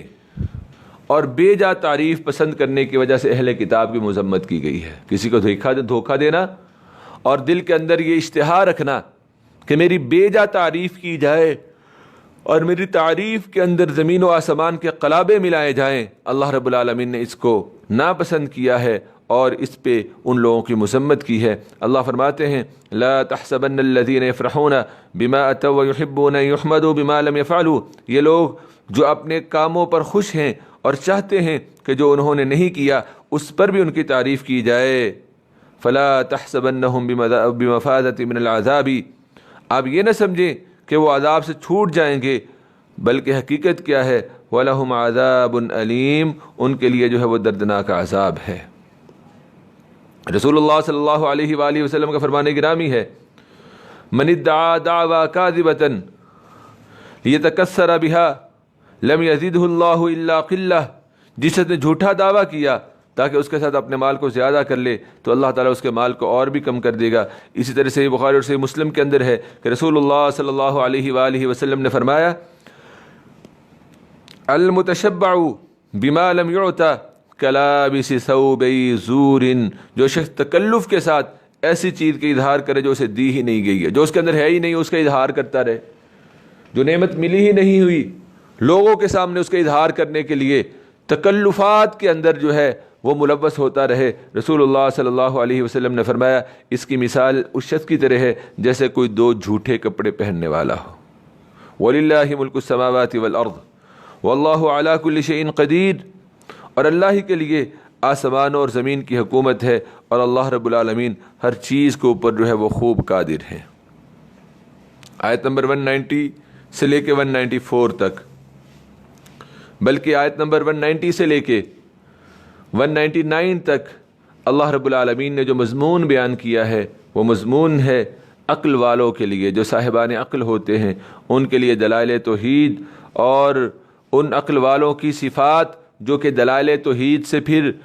سبق حاصل کرتے ہیں اور مواحد بنتے ہیں، اور ان کی باتیں کیسی ہوتی ہیں، ان کی دعائیں جو ہیں وہ کیسی ہوتی ہیں۔ رسول اللہ صلی اللہ علیہ وآلہ وسلم کا معمول مبارک تھا کہ آپ صلی اللہ علیہ وآلہ وسلم جب رات نیند سے بیدار ہوتے تو آپ صلی اللہ علیہ وآلہ وسلم بستر پر بیٹھ جاتے اور سورہ آل عمران کے اس آخری رکوع کی تلاوت جو ہے وہ کیا کرتے تھے۔ اللہ رب العالمین اس آخری رکوع کے اندر اہل عقل کے لیے دلائل توحید، اور جو اہل عقل توحید کو سمجھنے والے ہیں، توحید کے دلائل کے اوپر غور و فکر کرنے والے ہیں، ان کی صفات کیا ہیں، ان کے اقوال کیا ہیں، ان کی دعائیں کیا ہیں، ان کو اللہ رب العالمین بیان فرما رہے ہیں۔ اللہ رب العالمین فرما رہے ہیں ان فی خلق السماوات والارض واختلاف اللیل والنہار لآیات لأولی الالباب، بے شک آسمان اور زمین کی پیدائش، رات اور دن کے اختلاف میں عقل مندوں کے لیے جو ہے وہ نشانیاں ہیں۔ کون سے عقل مند؟ الذین یذکرون اللہ قیاما وقعودا وعلی جنوبہم ویتفکرون فی خلق السماوات والارض ربنا ما خلقت ھذا باطلا، جو لوگ کھڑے بیٹھے اور اپنے پہلوؤں کے بل پر اللہ کو یاد کرتے ہیں، ویتفکرون فی خلق السماوات والارض، اور وہ آسمانوں اور زمین کی تخلیق میں، پیدائش میں سوچ و بچار کرتے ہیں، غور و فکر کرتے ہیں، اور وہ یہ بات کہتے ہیں ربنا ما خلقت ھذا باطلا، اے ہمارے رب یہ جو سب کچھ تو نے پیدا کیا ہے، ہمیں ان کا فائدہ سمجھ آئے یا نہ آئے، ان کا مصرف سمجھ آئے یا نہ آئے، ان کا استعمال کہاں ہو رہا ہے سمجھ آئے یا نہ آئے، لیکن حقیقت کیا ہے ربنا ما خلقت ھذا باطلا، یہ سب کچھ بھی آپ نے، ان میں سے کچھ بھی آپ نے بے فائدہ پیدا نہیں کیا ہے، سبحانک، اللہ تو پاک ہے، فقنا عذاب النار، بس ہمیں آگ کے عذاب سے بچا لے۔ ربنا انک من تدخل النار، اے ہمارے رب بے شک جسے آپ نے آگ میں داخل کر دیا یقیناً اسے تو آپ نے رسوا کر دیا، وما للظالمین من انصار، اور ظالموں کا کوئی مددگار نہیں ہے۔ ربنا اننا سمعنا منادیا ینادی للایمان، اے ہمارے رب بے شک ہم نے ایک پکارنے والے کو سنا، وہ ایمان کی طرف بلاتا ہے، ان آمنوا بربکم، اور وہ یہ بات کہتا ہے کہ تم اپنے رب پر ایمان لاؤ۔ جب ہم نے اس کی پکار کو سنا فآمنا، تو پھر ہم ایمان لے آئے۔ ربنا، اے ہمارے رب، فاغفر لنا ذنوبنا، ہمارے گناہ بخش دے، وکفر عنا سیئاتنا، اور ہم سے ہماری برائیاں گناہوں کو مٹا دے، دور کر دے، وتوفنا مع الابرار، اور ہمیں نیک لوگوں کے ساتھ اٹھانا، نیک لوگوں کے ساتھ فوت کرنا۔ ربنا وآتنا ما وعدتنا على رسلك ولا تخزنا يوم القيامة إنك لا تخلف الميعاد، اے ہمارے رب جو کچھ آپ نے اپنے نبی صلی اللہ علیہ وآلہ وسلم کے ہاتھ پہ ہم سے وعدہ کیا ہے، نبی کے ذریعے سے جو تو نے ہمیں انعامات دینے کا، اکرامات دینے کا، مقامات اور درجات دینے کا وعدہ کیا ہے، اللہ وہ سب کا سب ہمیں عطا فرما دے۔ ولا تخزنا یوم القیامہ، اور ہمیں قیامت کے دن رسوا نہ کرنا۔ انک لا تخلف المیعاد، بے شک اللہ آپ وعدے کی خلاف ورزی نہیں کرتے ہیں۔ فاستجاب لهم ربهم انی لا اضیع عمل عامل منکم، یہ اہل دانش، اہل عقل، صاحبان فہم جو توحید کے دلائل میں غور و فکر کرتے ہیں، ان کی صفات، ان کی دعائیں اور اقوال کو بیان کرنے کے بعد اللہ رب العالمین نے قرآن کے اندر بیان فرمایا کہ یہ وہ لوگ ہیں کہ جن کی دعاؤں کو اللہ نے قبول فرما لیا ہے۔ فاستجاب لهم ربهم، پھر ان کے رب نے ان کی دعا قبول کی کہ تم میں سے کسی عمل کرنے والے کا عمل ضائع نہیں کروں گا،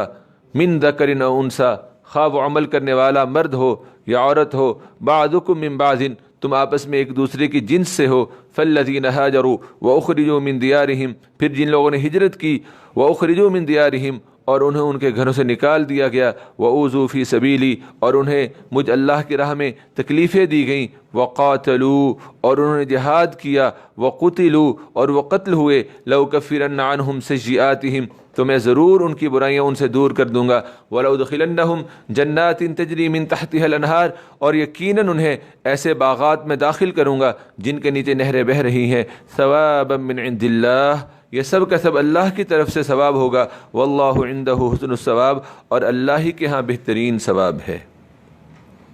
لا یغرنک تقلب الذین کفروا فی البلاد، دنیا کے اندر اہل کفر کو اللہ نے بڑی ہی نعمتیں دی ہیں، ان کی زندگی کی چکا چوند مومنوں کی آنکھوں کو خیرہ کر دیتی ہے، اور مومن شیطان کے وسوسوں میں آ کے پھر سوچنے لگ جاتے ہیں کہ اللہ کے بندے تو ہم ہیں، اللہ کی عبادت کرنے والے تو ہم ہیں، اللہ کی توحید کا دعویٰ رکھنے والے اور اس کی دعوت دینے والے تو ہم ہیں، پھر ان کے لیے دنیا میں اتنی نعمتیں، اتنی آسائشات، اتنی آسانیاں، اور ہمارے لیے تنگی اور تکلیفیں۔ یہ بات یاد رکھیے گا، مومن ہمیشہ صبر کرنے والا ہوتا ہے، اور صبر کا تقاضا یہ ہے کہ جو اللہ نے عطا کیا اللہ کی تقدیر پہ راضی رہے، اور دوسرا سب سے بڑا جو انعام ہے وہ یہ ہے کہ کافروں کے لیے تو دنیا میں ہی ہے، جو کچھ ہے وہ سب کچھ دنیا میں ہی ان کے لیے ہے، اور دنیا کی زندگی ہے کیا ہے کہ اللہ رب العالمین قرآن کریم کے اندر یہ بات بیان فرماتے ہیں کہ جب یہ اہل دنیا میدان محشر میں اللہ کے سامنے کھڑے ہوں گے تو ان کو اپنی دنیا کے اندر گزاری ہوئی زندگی کیسے محسوس ہوگی؟ لم یلبسوا الا عشیۃ او ضحاہا، کہ وہ رات کا کچھ حصہ یا پھر چاشت کا کچھ حصہ جو ہے وہ دنیا کے اندر گزار کے ہے، چند لمحہ زندگی، چند لمحات کی زندگی، اور کافروں کو جو اللہ نے نعمتیں دی ہیں ان کی وجہ سے انسان کا وسوسوں میں مبتلا ہو جانا یہ سچے مومن کے زیب نہیں دیتا ہے۔ اللہ فرماتے ہیں لا یغرنک تقلب الذین کفروا فی البلاد، جن لوگوں نے کفر کیا ان کا شہروں میں چلنا پھرنا آپ کو دھوکے میں نہ ڈال دے، متاع قلیل، یہ تو بہت تھوڑا سا فائدہ ہے، ثم مأواہم جہنم، پھر ان کا ٹھکانہ جہنم ہے، وبئس المہاد، اور وہ بہت برا ٹھکانہ ہے۔ لیکن الذین اتقوا ربہم، لیکن جو لوگ اپنے رب سے ڈرتے ہیں، لہم ان کے لیے جنات تجری من تحتها الانہار، ایسے باغات ہیں جن کے نیچے نہریں جاری ہیں، خالدین فیہا، وہ اللہ سے ڈرنے والے ان باغات میں ہمیشہ ہمیشہ کے لیے رہیں گے، نزلا من عند اللہ، یہ اللہ کی طرف سے ان اہل ایمان کی مہمان نوازی ہوگی، وما عند اللہ خیر للابرار، جو اللہ کے پاس ہے وہ نیک لوگوں کے لیے بہت ہی بہتر ہے۔ وَإِنَّ مِنْ أَهْلِ الْكِتَابِ، اہل کتاب کے حوالے سے ہم یہ بات پڑھ آئے ہیں کہ اہل کتاب میں سے کچھ وہ ہیں جو اللہ کے نبی پہ اور اللہ پہ قرآن پہ ایمان رکھنے والے ہیں، کچھ وہ ہیں جو غیر جانبدار ہیں، اور کچھ وہ ہیں کہ جو اہل ایمان کو ایمان کی طرف آنے سے روکتے ہیں اور ایمان قبول کرنے کے بعد ان کی کوشش ہوتی ہے کہ یہ دوبارہ سے اسلام کو چھوڑ کے مشرک اور کافر جو ہے وہ بن جائیں۔ اللہ رب العالمین بیان فرما رہے ہیں وَإِنَّ مِنْ أَهْلِ الْكِتَابِ لَمَن يُؤْمِنُ بِاللَّهِ وَمَا أُنزِلَ إِلَيْكُمْ وَمَا أُنزِلَ إِلَيْهِمْ خَاشِعِينَ لِلَّهِ، اور بے شک اہل کتاب میں سے کچھ ایسے بھی ہیں جو اللہ پر اور جو کچھ تمہاری طرف نازل کیا گیا اور جو کچھ ان کی طرف نازل کیا گیا اس پر ایمان لاتے ہیں۔ خاشعین للہ، وہ اللہ کے سامنے جھکنے والے ہیں۔ لا یشترون بآیات اللہ ثمنا قلیلا، وہ اللہ کی آیتیں تھوڑی قیمت کے بدلے فروخت نہیں کرتے ہیں۔ اولئک لہم اجرہم عند ربہم، یہی اہل کتاب ہیں جن کا اجر ان کے رب کے پاس ہے۔ ان اللہ سریع الحساب، بے شک اللہ جلد حساب لینے والے ہیں۔ جیسا کہ نجاشی حبشہ کا بادشاہ صحیح بخاری اور صحیح مسلم میں موجود ہے کہ جب نجاشی کا انتقال ہوا تو رسول اللہ صلی اللہ علیہ وآلہ وسلم نے صحابہ کرام کو ان کی وفات کی خبر دی اور فرمایا ان اخا لکم قد مات فقوموا فصلوا علیہ، حبشہ میں تمہارے ایک بھائی اسحمہ کا انتقال ہو گیا ہے، لہذا اٹھو اور ان کی نماز جنازہ پڑھو۔ لہذا آپ صلی اللہ علیہ وسلم جنازہ گاہ کی طرف تشریف لے گئے، صفیں درست فرمائی اور آپ نے نجاشی کی غائبانہ نماز جنازہ پڑھی۔ وہ اہل کتاب کہ جنہوں نے اپنے وقت میں یعنی کہ نبی صلی اللہ علیہ وآلہ وسلم سے قبل بھی اللہ کی توحید پہ ایمان رکھا اور نبی عیسیٰ علیہ السلام پہ ایمان رکھا، پھر جب رسول اللہ صلی اللہ علیہ وسلم آ گئے وہ موحد ہوئے اور اللہ کے نبی کی نبوت اور رسالت پہ ایمان لے آئے، ان کے لیے اللہ رب العالمین نے اجر کیا رکھا ہوا ہے۔ حضرت ابو موسیٰ رضی اللہ تعالی عنہ سے روایت ہے، یہ روایت صحیح بخاری اور صحیح مسلم کے اندر موجود ہے، رسول اللہ صلی اللہ علیہ وسلم نے فرمایا ثلاثۃ یؤتون اجرہم مرتین، تین قسم کے آدمیوں کو دگنا اجر و ثواب عطا کیا جاتا ہے۔ آپ صلی اللہ علیہ وسلم نے فرمایا ان تین میں سے ایک شخص وہ بھی ہے وَأَيُّمَا رَجُلٍ مِّنْ أَهْلِ الْكِتَابِ آمَنَ بِنَبِيِّهِ وَآمَنَ بِي، جو اہل کتاب میں سے ہو اور اپنے نبی کے ساتھ ایمان لائے اور پھر میرے ساتھ بھی ایمان لائے۔ یا ایھا الذین آمنوا اصبروا وصابروا ورابطوا واتقوا اللہ لعلکم تفلحون، سورہ آل عمران کی آخری آیہ مبارکہ۔ اے لوگو جو ایمان لائے ہو، صبر سے کام لو، وصابروا اور ثابت قدم رہو، ورابطوا اور حق کی خدمت کے اندر جو ہے وہ جتے رہو، لگے رہو، سرگرم رہو، واتقوا اللہ اور تم اللہ سے ڈرتے رہو۔ صبر و استقامت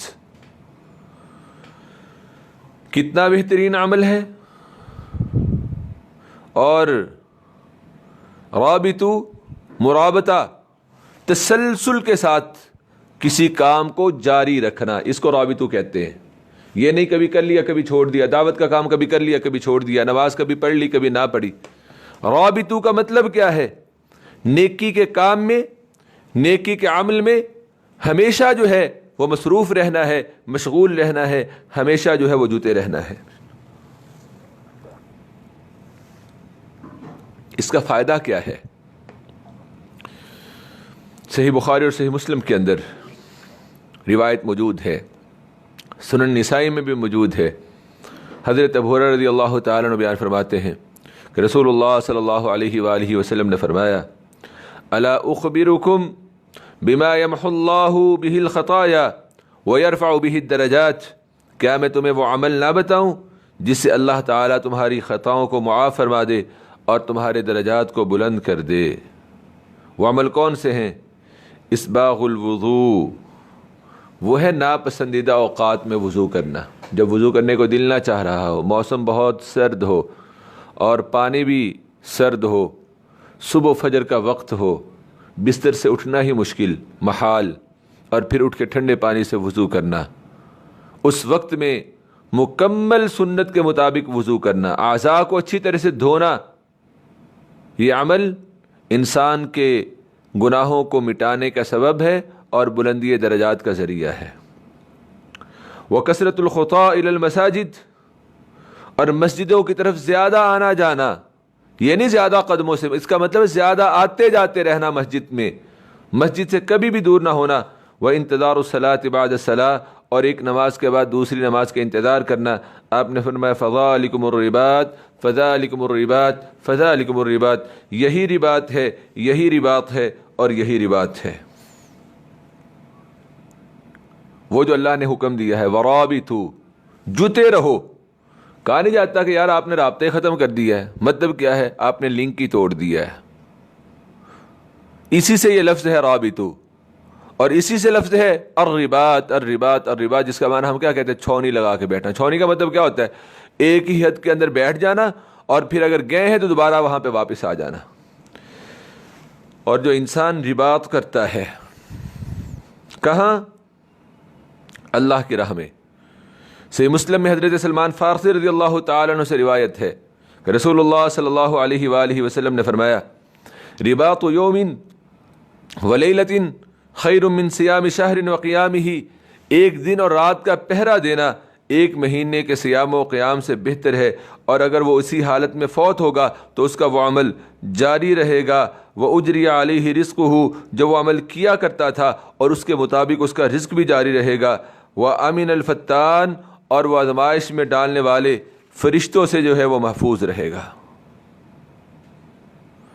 مسند احمد میں حضرت فضالہ بن عبید رضی اللہ تعالیٰ عنہ سے روایت ہے. وہ فرماتے ہیں کہ میں نے رسول اللہ صلی اللہ علیہ وسلم کو یہ فرماتے ہوئے سنا کل میت یختم علی عملہ الا الذی مات مرابطا فی سبیل اللہ، ہر میت کے عمل کو ختم کر دیا جاتا ہے سوائے اس کے کہ جو اللہ کے راستے میں پہرا دیتے ہوئے فوت ہوا. پہرا دینے کا مطلب ایک وہ ہے جو ہم حفاظت کے لیے پہرا دیتے ہیں، اور ایک پہرا دینے کا عمل یہ ہوتا ہے کہ کسی نیک عمل پہ پہرا دینا، تسلسل اختیار کرنا، دوام کرنا، مداومت اور ہمیشہ اختیار کرنا. اس کو بھی کیا کہتے ہیں؟ پہرا دینا کہتے ہیں. تو جو اللہ کی راہ میں میدان جہاد میں مسلمانوں کی حفاظت کے لیے پہرا دے یا پھر کسی نیک عمل کے اوپر پہرا دے، فرمایا فإنہ ینمو عملہ الی یوم القیامہ، تو اس کا عمل قیامت تک جو ہے وہ بڑھتا رہتا ہے. وَيَأْمَنُ فِتْنَةَ الْقَبْرِ، اور وہ قبر کے فتنے سے بھی محفوظ رہتا ہے. اور بہت سی روایات ہیں رباط کے حوالے سے. اللہ کیا فرماتے ہیں؟ یا ایھا الذین آمنوا اصبروا وصابروا ورابطوا، اے لوگو جو ایمان لائے ہو صبر سے کام لو، وصابروا اور ثابت قدم رہو، ورابطوا اور حق کی خدمت میں سرگرم رہو، واتقوا اللہ لعلکم تفلحون، اور تم اللہ سے ڈرو، اللہ رب العالمین تمہیں کامیاب کر دیں گے. واتقوا اللہ لعلکم تفلحون، تم اللہ سے ڈرو تاکہ اللہ تمہیں کیا کر دیں؟ کامیاب کر دیں. لعلکم تفلحون، تاکہ تم کامیاب ہو جاؤ. الحمدللہ سورہ آل عمران جو ہے وہ ہماری مکمل ہوئی. اس کے بعد ہم سورۃ النساء جو ہے اس کا آغاز کر رہے ہیں. سورۃ النساء ترتیب مصحف میں چوتھی سورہ ہے، یعنی کہ ترتیب توقیفی میں، ترتیب قرآنی میں، ترتیب مصحف میں یہ چوتھی سورہ ہے. اور ترتیب نزولی میں جس ترتیب سے قرآن نازل ہوا یہ 92 ہے. اور یہ رسول اللہ صلی اللہ علیہ وآلہ وسلم پہ ہجرت کے بعد والے زمانہ میں نازل ہوئی، اسی لیے اس کو مدنی کہا جاتا ہے. سورۃ النساء کی 176 آیات ہیں اور اس کے 24 جو ہیں وہ رکوع ہیں. اس سورت کا زمانہ نزول ہجرت کے تیسرے سال کے آخر سے لے کر 5ویں سال کے آغاز تک ہے. ہجرت کا تیسرا سال اس کے آخر سے لے کے 5ویں سال کے آغاز تک، یعنی کہ تیسرا، چوتھا اور 5واں، یہ ان سالوں میں جو ہے وہ مسلسل ضرورت کے مطابق جو ہے وہ نازل ہوتی رہی. اور اس سورہ مبارکہ میں اللہ رب العالمین نے خواتین کے، عورتوں کے مسائل بیان کیے ہیں. کئی مقامات پر لفظ نساء آیا ہے، اسی کی مناسبت سے اس سورت کا نام سورہ نساء جو ہے وہ رکھا گیا ہے. پوری سورہ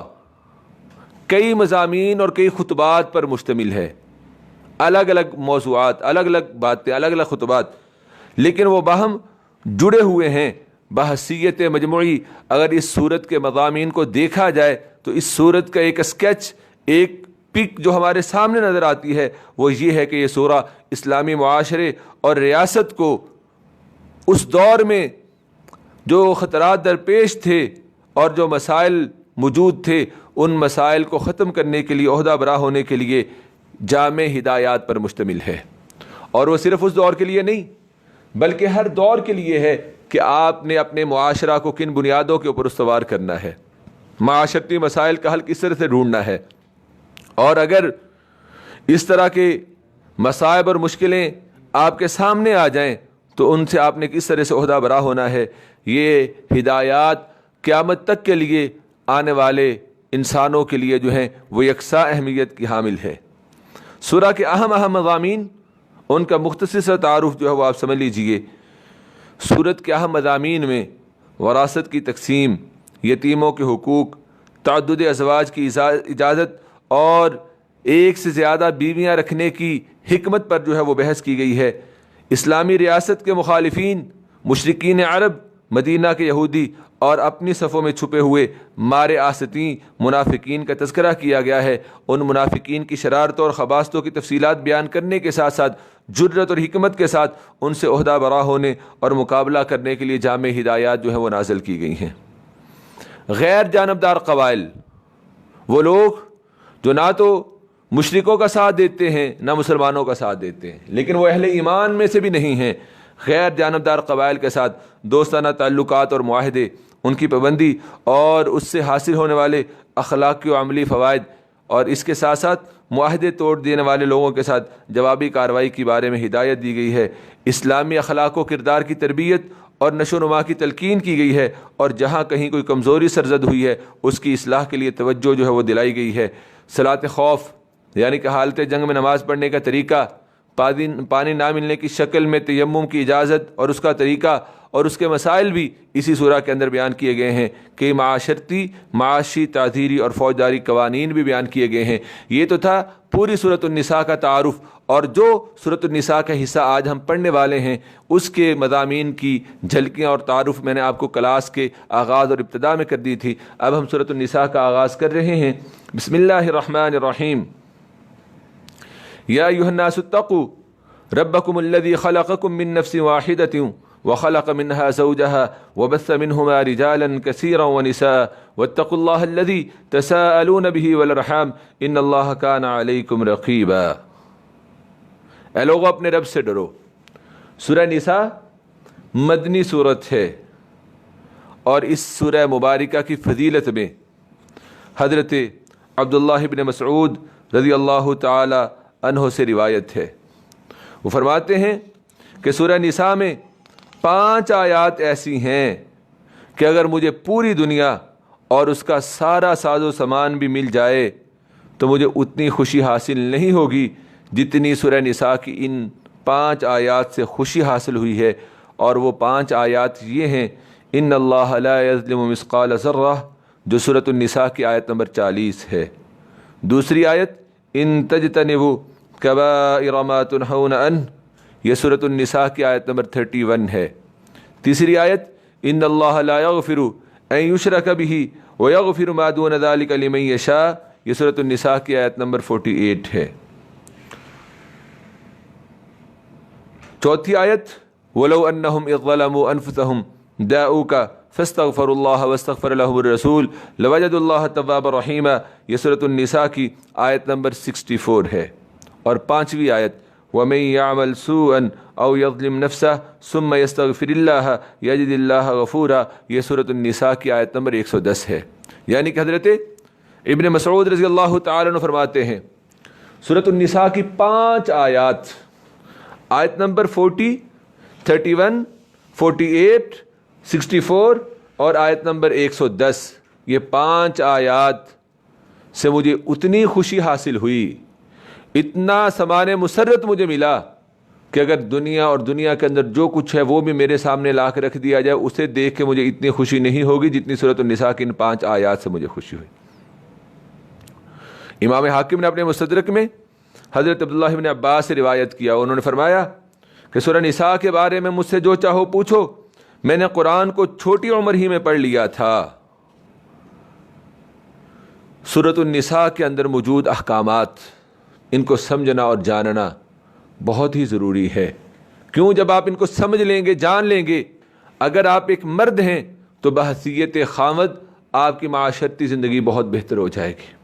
اگر آپ بیوی ہیں، مومنہ عورت ہیں، تو پھر بحیثیت بیوی آپ کی زندگی بہت بہتر ہو جائے گی، اور قرابت داروں کے ساتھ، اہل خانہ کے ساتھ، پڑوسیوں کے ساتھ کس طرح سے حسن سلوک کرنا ہے اس کے بارے میں آپ کو علم ہو جائے گا۔ علم الفرائض کہ جن کے بارے میں صحیح احادیث ہیں کہ علم الفرائض شطر العلم، نصف علم ہے۔ کیوں؟ کہ ایک انسان کی زندگی ہے اور ایک انسان کی موت ہے۔ نصف علم انسان کی زندگی کے متعلقہ احکامات کے حوالے سے، اور نصف علم انسان کے مرنے اور مرنے کے بعد کے احکامات کے حوالے سے، اس کے حوالے سے بھی اللہ رب العالمین نے ساری باتیں جو ہیں وہ سورۃ النساء کے اندر بیان فرمائی ہیں۔ پھر غیر مسلموں کے ساتھ ہمارا رویہ اور برتاؤ کیسا ہونا چاہیے، غیر جانبدار مسلمانوں کے ساتھ ہمارا رویہ جو ہے، غیر جانبدار کافروں کے ساتھ ہمارا رویہ جو ہے وہ کیسا ہونا چاہیے، یہ سارے مضامین جو ہے وہ سورۃ النساء کے اندر ہے۔ اللہ فرماتے ہیں یا ایھا الناس اتقوا ربکم الذی خلقکم من نفس واحدہ، اے لوگو اپنے رب سے ڈرو جس نے تمہیں ایک جان سے پیدا کیا، وخلق منها زوجها، پھر اسی سے اس کا جوڑا جو ہے وہ بنایا۔ اللہ رب العالمین نے حضرت آدم علیہ السلام کو پیدا کیا، پھر انہی میں سے ان کا جوڑا، ان کی بیوی جو ہے وہ بنائی، یعنی کہ حوا علیہ السلام کو پیدا کیا۔ اور سیدہ حوا کو حضرت آدم کی پچھلی سائیڈ کی بائیں پسلی سے پیدا کیا گیا جب کہ وہ سوئے ہوئے تھے، اور جب حضرت آدم بیدار ہوئے انہوں نے سیدہ حوا کو دیکھا تو بہت خوش ہوئے، اور پھر دونوں ایک دوسرے سے مانوس ہو گئے۔ انسیت، الفت اللہ رب العالمین نے میاں بیوی کے درمیان جو ہے وہ پیدا کی ہوئی ہے، اور یہ ایسی محبت ہے کہ پھر میاں بیوی جیسی محبت کسی بھی اور رشتے کے اندر آپ کو نہیں ملے گی۔ ایون دین کہ ماں اور بیٹی اور بیٹے کا رشتہ بڑا ہی محترم ہے، لیکن وہ محبت جو میاں بیوی کے درمیان ہے وہ ماں بیٹے کے درمیان آپ کو نہیں ملے گی۔ رسول اللہ صلی اللہ علیہ وسلم کی صحیح حدیث آپ نے فرمایا لم یری للمتحابین مثل النکاح، محبت کرنے والوں کے درمیان کوئی بھی محبت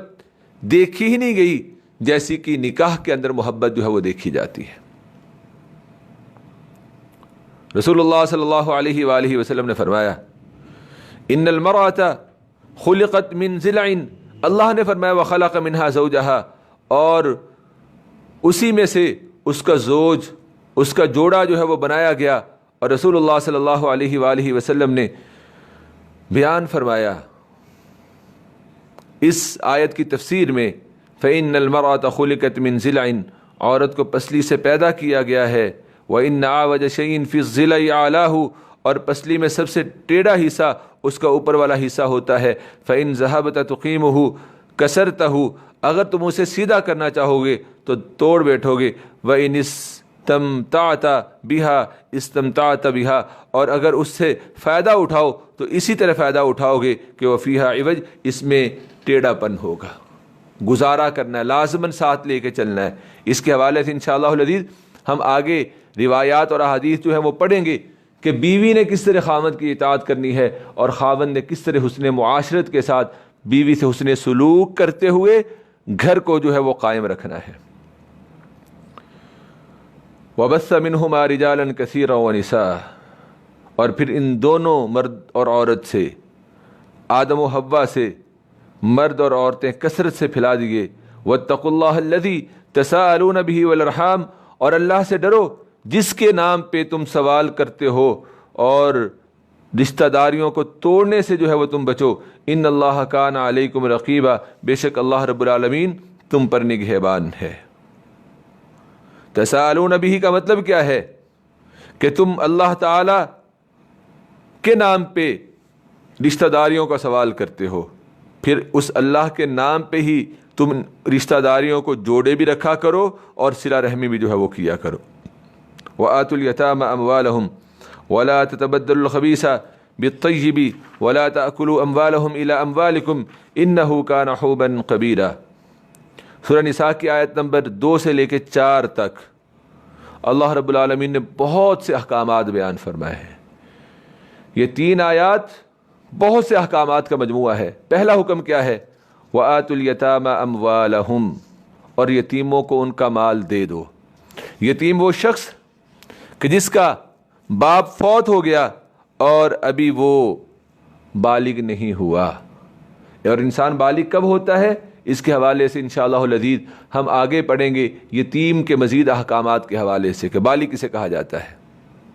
جس کا باپ فوت ہو جائے,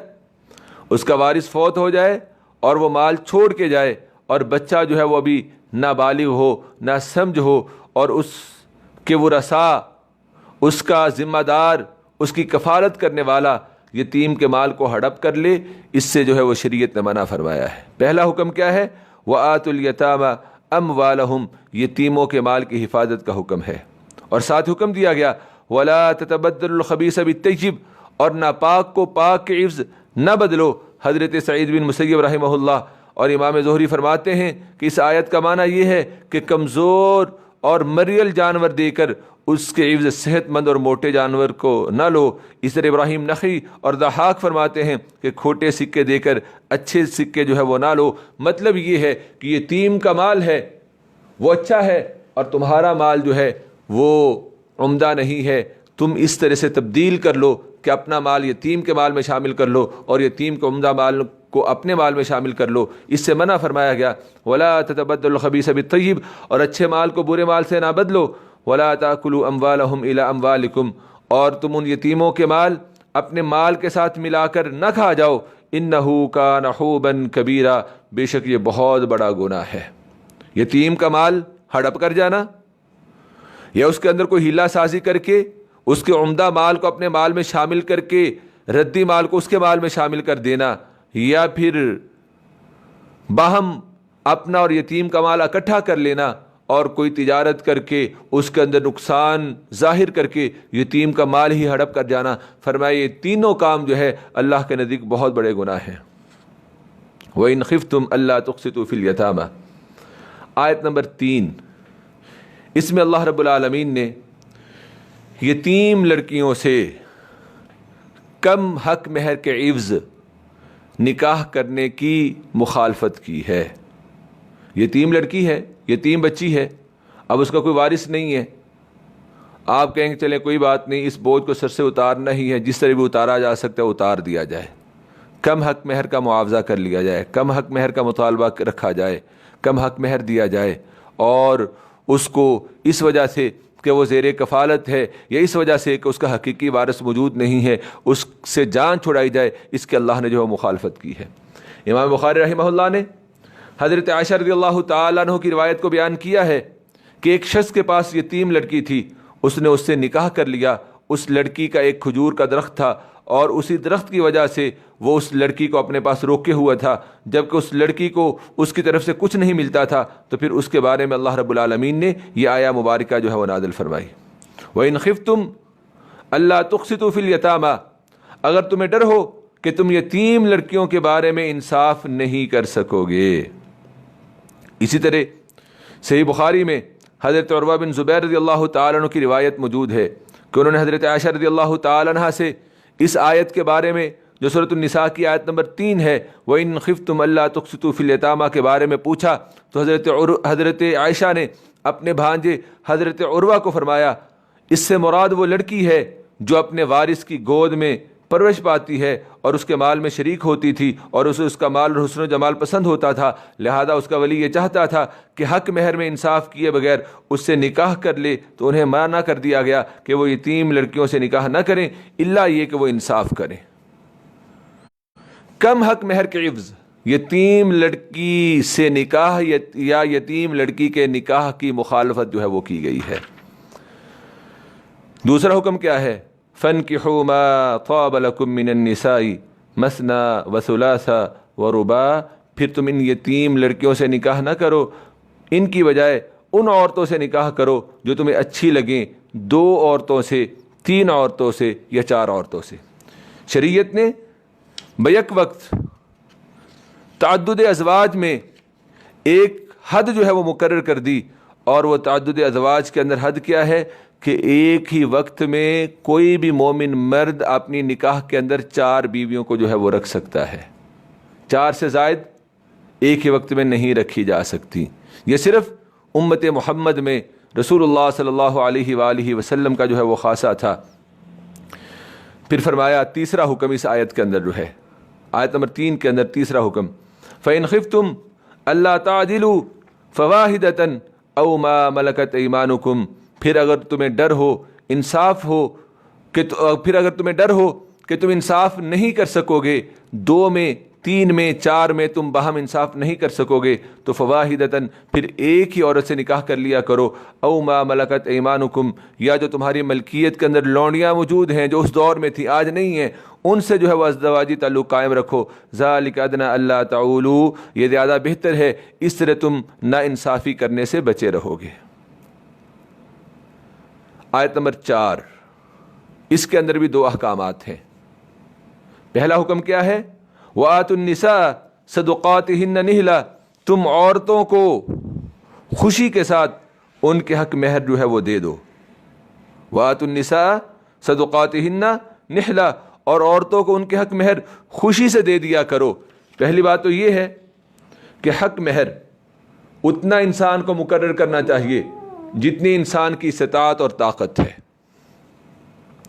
اور اگر انسان شہرت کے لیے، ناموری کے لیے زیادہ حق مہر مقرر کرے اور پھر اس کو ادا نہ کرے، تو سلسلۃ الصحیحہ کے اندر رسول اللہ صلی اللہ علیہ وآلہ وسلم کی یہ صحیح حدیث ہے کہ جو شخص لوگوں کو دکھلانے کے لیے، ناموری کے لیے، شہرت کے لیے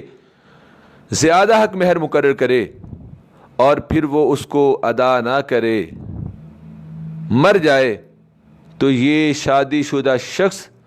حق مہر ادا نہ کرنے کی وجہ سے جب مرے گا تو زانی کی حالت میں مرے گا۔ یہ صرف مرد کے لیے ہے، عورت کا اس میں کوئی گناہ نہیں ہے، اس لیے حکم دیا گیا وَآتُوا النِّسَاءَ صَدُقَاتِهِنَّ نِحْلَةً، اور عورتوں کو ان کے حق مہر خوشی سے دے دو۔ فَإِن تِبْنَ لَكُمْ عَنْ شَيْءٍ مِّنْهُ نَفْسًا، پھر اگر وہ دل کی خوشی سے تمہیں کچھ مہر چھوڑیں، کچھ، یہ بات یاد رکھیے گا، کچھ، سارا نہیں، جیسا کہ ہمارے جاہلی معاشرے کے اندر آج بھی یہ باتیں موجود ہیں کہ چلیں جی رکھ دیتے ہیں، کون سا دینا ہے، بعد میں معاف کروا لیں گے، اللہ کے بندے مجھے معاف کر دے۔ حق مہر نہ مرد معاف کروا سکتا ہے، نہ عورت سارے کا سارا معاف کر سکتی ہے۔ ہاں اگر کچھ چھوڑنا بھی ہے تو اس کی شرط کیا ہے؟ فَكُلُوهُ هَنِيئًا مَرِيًّا، تو تم اسے شوق سے جو ہے وہ کھا سکتے ہو۔ اس کے بعد اللہ رب العالمین نے آیت نمبر 5 اور 6، اس کے اندر پھر اللہ نے کچھ احکامات بیان فرمائے۔ سورۃ النساء کا ابتدائی حصہ یہ بہت سے احکامات پر مشتمل ہے، آپ کو ایک ایک آیت کے اندر کئی احکامات جو ہیں وہ ملیں گے۔ آیت نمبر 5، وَلَا تُؤْتُوا السُّفَهَاءَ أَمْوَالَكُمُ الَّتِي جَعَلَ اللَّهُ لَكُمْ قِيَامًا وَارْزُقُوهُمْ فِيهَا وَاقْسُوهُمْ وَقُولُوا لَهُمْ قَوْلًا مَّعْرُوفًا۔ اب ایک شخص ہے، ایک بچہ ہے، نابالغ ہے، اس کا باپ فوت ہو گیا، مال چھوڑ کے گیا، اب وہ کہتا ہے کہ نہیں جی میرا مال میرے سپرد فوراً کر دیا جائے۔ کم عمر بھی ہے، کم عقل بھی ہے، شریعت نے سختی سے منع کر دیا کہ یتیم کو اس کی بلوغت سے قبل اور اس کے عقل مند ہونے سے پہلے مال اس کے سپرد نہیں کیا جائے گا، بلکہ اس کا کوئی کفیل بنے گا، نگران بنے گا، ذمہ دار بنے گا، اور نگران اور ذمہ دار کو بھی پھر شریعت نے پابند کر دیا ہے کہ تم نے کس طرح سے نگرانی اور ذمہ داری کو نبھانا ہے۔ وَلَا تُؤْتُوا السُّفَهَاءَ أَمْوَالَكُمُ الَّتِي جَعَلَ اللَّهُ لَكُمْ قِيَامًا، اور تم اپنے وہ مال نادان لوگوں کے سپرد نہ کرو جو اللہ نے تمہارے لیے گزر بسر کا ذریعہ بنائے ہیں۔ وَارْزُقُوهُمْ فِيهَا، البتہ ان میں سے انہیں کھانے اور پہننے کے لیے دو۔ وَقُولُوا لَهُمْ قَوْلًا مَّعْرُوفًا، اور ان سے اچھی بات کہو۔ وَابْتَلُوا الْيَتَامَى حَتَّى إِذَا بَلَغُوا النِّكَاحَ فَإِنْ آنَسْتُمْ مِنْهُمْ رُشْدًا فَادْفَعُوا إِلَيْهِمْ أَمْوَالَهُمْ وَابْتَلُوا الْيَتَامَى، تم یتیموں کی جانچ پرکھ کرو، ان کا امتحان لو، آزمائش کرو ان کی، حَتَّى إِذَا بَلَغُوا النِّكَاحَ، یہاں تک کہ وہ نکاح کی عمر کو پہنچ جائیں، مطلب کیا ہے، بالغ ہو جائیں۔ بلوغت کے لیے نشانیاں کیا ہیں؟ سنن ابی داود میں حضرت علی رضی اللہ تعالیٰ عنہ سے روایت ہے کہ میں نے رسول اللہ صلی اللہ علیہ وآلہ وسلم سے سن کر یہ یاد رکھا ہے کہ لا یتما بعد احتلام ولا صمات یوم الی اللیل، احتلام کے بعد یتیمی نہیں ہے اور دن سے لے کر رات تک جو ہے وہ خاموشی نہیں ہے۔ اسی طرح حضرت عائشہ رضی اللہ تعالی عنہا اور دیگر صحابہ کرام رضوان اللہ علیہم اجمعین سے مروی ایک اور حدیث میں ہے کہ نبی صلی اللہ علیہ وآلہ وسلم نے فرمایا رفع القلم عن ثلاثة عن الصبی حتى يحتلم، عن النائم حتى يستيقظ، وعن المجنون حتى يفيق۔ 3 شخص مرفوع القلم ہے، یعنی کہ 3 شخص وہ ہیں کہ جو کسی بھی کام کے مکلف نہیں ہیں۔ بچہ یہاں تک کہ وہ بالغ ہو جائے، سویا ہوا شخص یہاں تک کہ وہ بیدار ہو جائے، اور مجنون پاگل یہاں تک کہ وہ تندرست ہو جائے۔ بلوغت کی ایک نشانی کیا ہے؟ احتلام کا ہونا، یا پھر بلوغت کی علامت یہ ہے کہ بچے کی عمر پوری 15 سال ہو جائے۔ اور یہ دلیل کہاں سے لی گئی ہے؟ یہ دلیل اس حدیث سے ہے جو کہ صحیح البخاری کے اندر موجود ہے، اور اس کے راوی حضرت عبداللہ ابن عمر رضی اللہ تعالیٰ عنہ ہیں۔ وہ فرماتے ہیں جنگ احد کے دن نبی اکرم صلی اللہ علیہ وآلہ وسلم نے مجھے جنگ میں شریک کرنے کے لیے خوب جانچا اور پرکھا، مگر میری عمر اس وقت کیا تھی؟ 14 سال تھی، تو آپ نے مجھے جنگ کے اندر شریک ہونے کی اجازت نہ دی۔ اور جب خندق کے دن، غزوہ خندق کے دن میرا جائزہ لیا تو اس وقت میری عمر 15 سال تھی، تو آپ صلی اللہ علیہ وآلہ وسلم نے مجھے اجازت عطا فرما دی۔ اسی طرح جب شرمگاہ کے ارد گرد بال آ جائیں، زیر ناف بال آ جائیں، اور بازوؤں کے اندر کندھوں کے نیچے جو ہے وہ بال آ جائیں، یہ بھی جو ہے وہ بلوغت کی نشانی ہے۔ اس لیے یتیمی کب تک؟ جب بالغ نہیں ہوتا۔ جب بالغ ہو جائے اور بلوغت کی یہ 3 نشانیاں ان میں سے کوئی ایک بھی اس کے اندر آ جائے تو پھر یتیمی جو ہے وہ ختم ہو جاتی ہے۔ اس کے بعد کیا ہوگا؟ اس کی عقل کا امتحان لیا جائے گا، جانچا اور پرکھا جائے گا۔ فَإِنْ آنَسْتُم مِّنْهُمْ رُشْدًا، بلوغت کے بعد ایک تو بلوغت ہو گئی، عمر کے لحاظ سے وہ بالغ ہو گیا، اب عقل کے لحاظ سے دیکھنا ہے کہ وہ پختہ ہوا کہ نہیں۔ فَإِنْ آنَسْتُم مِّنْهُمْ رُشْدًا فَادْفَعُوا إِلَيْهِمْ أَمْوَالَهُمْ، پھر اگر تم انہیں سمجھدار پاؤ تو ان کے مال ان کے سپرد کر دو۔ وَلَا تَأْكُلُوهَا إِسْرَافًا وَبِدَارًا أَن يَكْبَرُوا، اور تم ان کے مال حد سے بڑھ کر اور جلدی کرتے ہوئے اس خیال سے نہ کھا جاؤ کہ وہ بڑے ہو جائیں گے تو اپنا حق مانگیں گے۔ یتیم کے مال کا جو نگران اور ذمہ دار ہے، پھر اس کو کہا گیا کہ یتیم کے بالغ ہونے سے پہلے ہیلے بہانے سے اس کا مال کھا کے بالکل ختم نہ کر دو۔ وَمَنْ كَانَ غَنِيًّا فَلْيَسْتَعْفِفْ، اور جو سرپرست جو یتیم کا سرپرست مالدار ہو وہ یتیم کا مال کھانے سے بچے۔ وَمَنْ كَانَ فَقِيرًا، اور جو یتیم کا سرپرست غریب ہو فَلْيَأْكُلْ بِالْمَعْرُوفِ، وہ جائز طریقے سے اس کا مال کھائے، کہ وہ اس کا ذمہ دار ہے، نگران ہے، اس کے اندر وہ امور سر انجام دے رہا ہے، اس کا وقت لگ رہا ہے، اس کی محنت لگ رہی ہے، تو وہ ہے بھی فقیر، اس کا کوئی اور ذریعہ نہیں ہے سوائے اس کے، تو وہ دستور کے مطابق جتنا اسے ملنا چاہیے ان کاموں پہ اتنا وہ لے۔ فَإِذَا دَفَعْتُمْ إِلَيْهِمْ أَمْوَالَهُمْ، اس آیہ مبارکہ کے اندر تیسرا حکم کیا ہے کہ جب سرپرست یتیم کو جب وہ بالغ ہو جائے اور سمجھدار ہو جائے مال اس کے سپرد کرنے لگے تو طریقہ کار کیا اختیار کرنا ہوگا؟ فَإِذَا دَفَعْتُمْ إِلَيْهِمْ أَمْوَالَهُمْ، پھر جب تم ان کے مال ان کے سپرد کرو، فَأَشْهِدُوا عَلَيْهِمْ، تو اس پر کسی کو گواہ بنا لو، وَكَفَى بِاللَّهِ حَسِيبًا، اور حساب لینے کے لیے اللہ ہی جو ہے وہ کافی ہیں۔ آیت نمبر 7، 8، 9 اور 10، ان 4 آیات میں اللہ رب العالمین نے وراثت کی تقسیم کرنے کا حکم دیا ہے۔ اللہ فرماتے ہیں لِلرِّجَالِ نَصِيبٌ مِّمَّا تَرَكَ الْوَالِدَانِ وَالْأَقْرَبُونَ وَلِلنِّسَاءِ نَصِيبٌ مِّمَّا تَرَكَ الْوَالِدَانِ وَالْأَقْرَبُونَ مِمَّا قَلَّ مِنْهُ أَوْ كَثُرَ، مردوں کے لیے اس مال میں حصہ ہے جو ماں باپ اور رشتہ دار چھوڑ جائیں،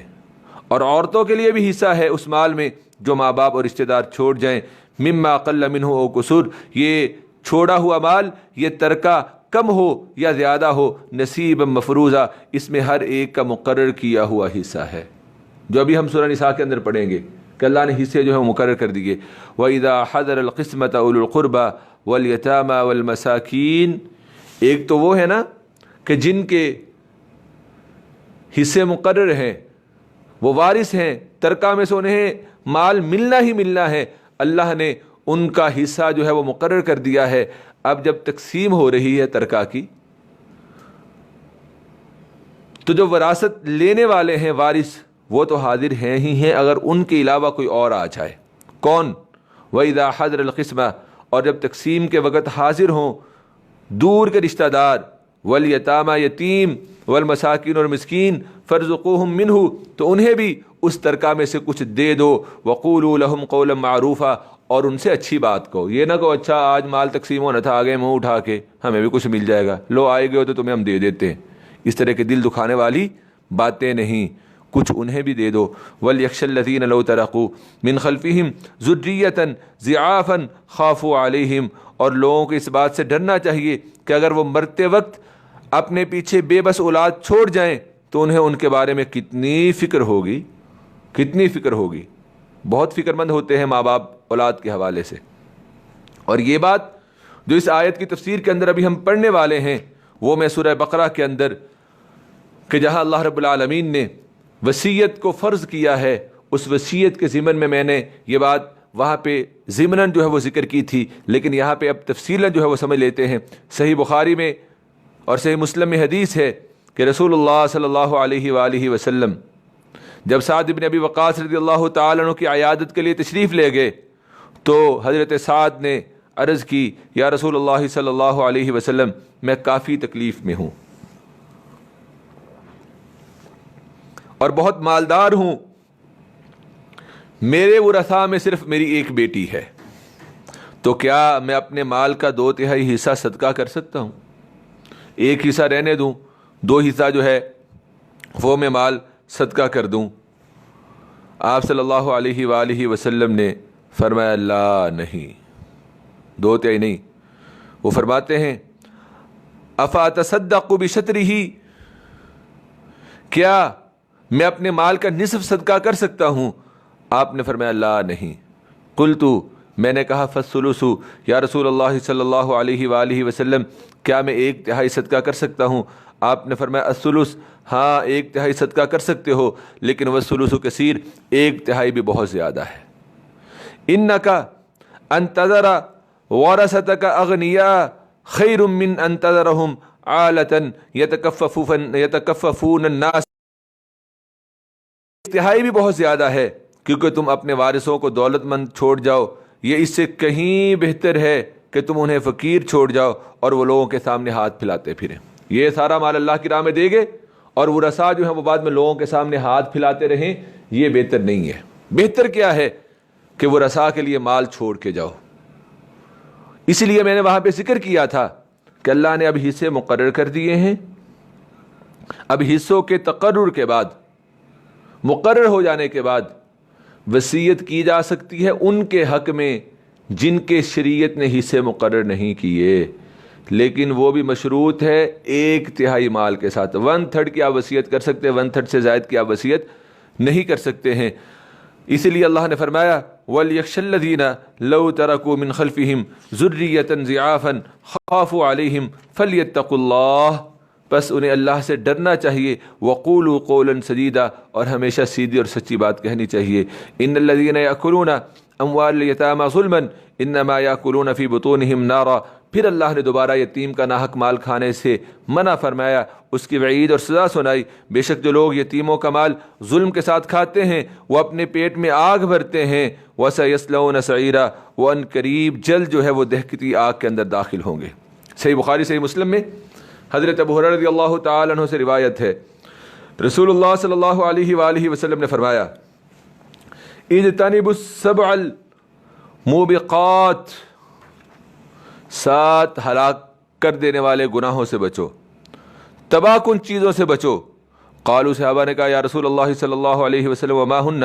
وہ 7 تباہ کن ہلاکت خیز چیزیں کون سی ہیں؟ آپ نے فرمایا الشرک باللہ، اللہ کے ساتھ شرک کرنا، والسحر، اور جادو کرنا، وقتل النفس التي حرم اللہ الا بالحق،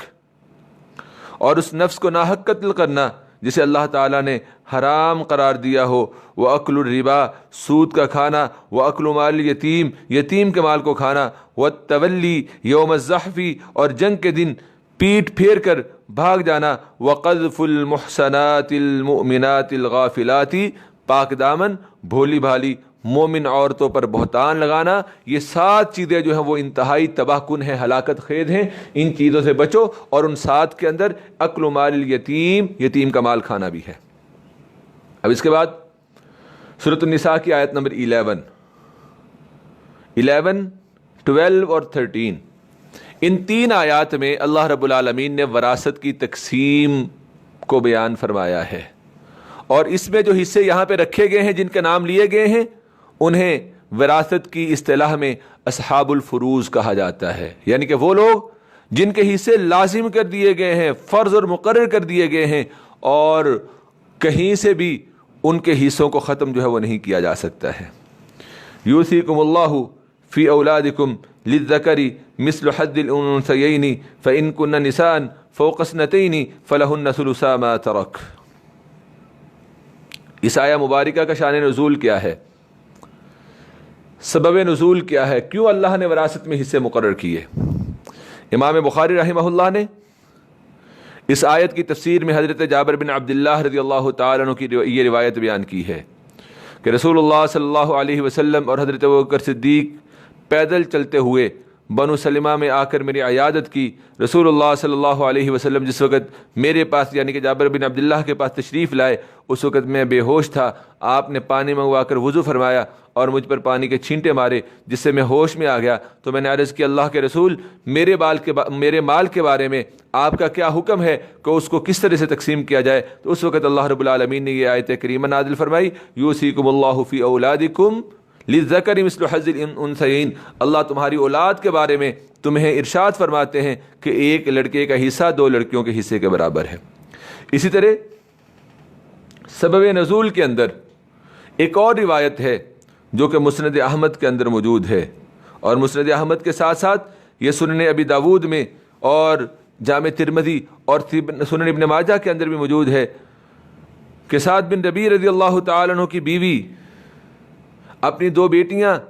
جو حضرت سعد رضی اللہ تعالیٰ عنہ ہی سے تھیں لے کر رسول اللہ صلی اللہ علیہ وسلم کی خدمت میں حاضر ہوئیں اور عرض کی یا رسول اللہ صلی اللہ علیہ وسلم، یہ سعد بن ربیع کی 2 لڑکیاں ہیں، ان کا باپ آپ کے ساتھ احد میں شہید ہو گیا ہے، اور ان لڑکیوں کے چچا نے ان کا مال لے لیا ہے اور ان لڑکیوں کے لیے کچھ نہیں چھوڑا ہے. جب ان کے پاس مال نہیں ہوگا تو اس سے نکاح کون کرے گا؟ حضرت جابر رضی اللہ تعالیٰ عنہ فرماتے ہیں، یہ سب باتیں سن کر آپ صلی اللہ علیہ وسلم نے فرمایا، یقضی اللہ فی ذالک، اللہ تعالیٰ اس کا فیصلہ کرے گا. قال، فرماتے ہیں فنزلت آیت المیراث، اسی موقع پر اللہ تعالیٰ نے یہ وراثت کی آیات جو ہے وہ نازل فرمائی. فارسل رسول اللہ صلی اللہ علیہ وسلم الی عمہما، تو رسول اللہ صلی اللہ علیہ وسلم نے ان دونوں لڑکیوں کے چچا سعد کے بھائی کی طرف یہ پیغام بھیجا کہ سعد کی بیٹیوں کو 2/3 اور ان کی ماں کو 8واں حصہ دے دو، اور اس کے بعد جو بچ جائے وہ تمہارے لیے ہے. یہ 2 روایات ہیں جو اس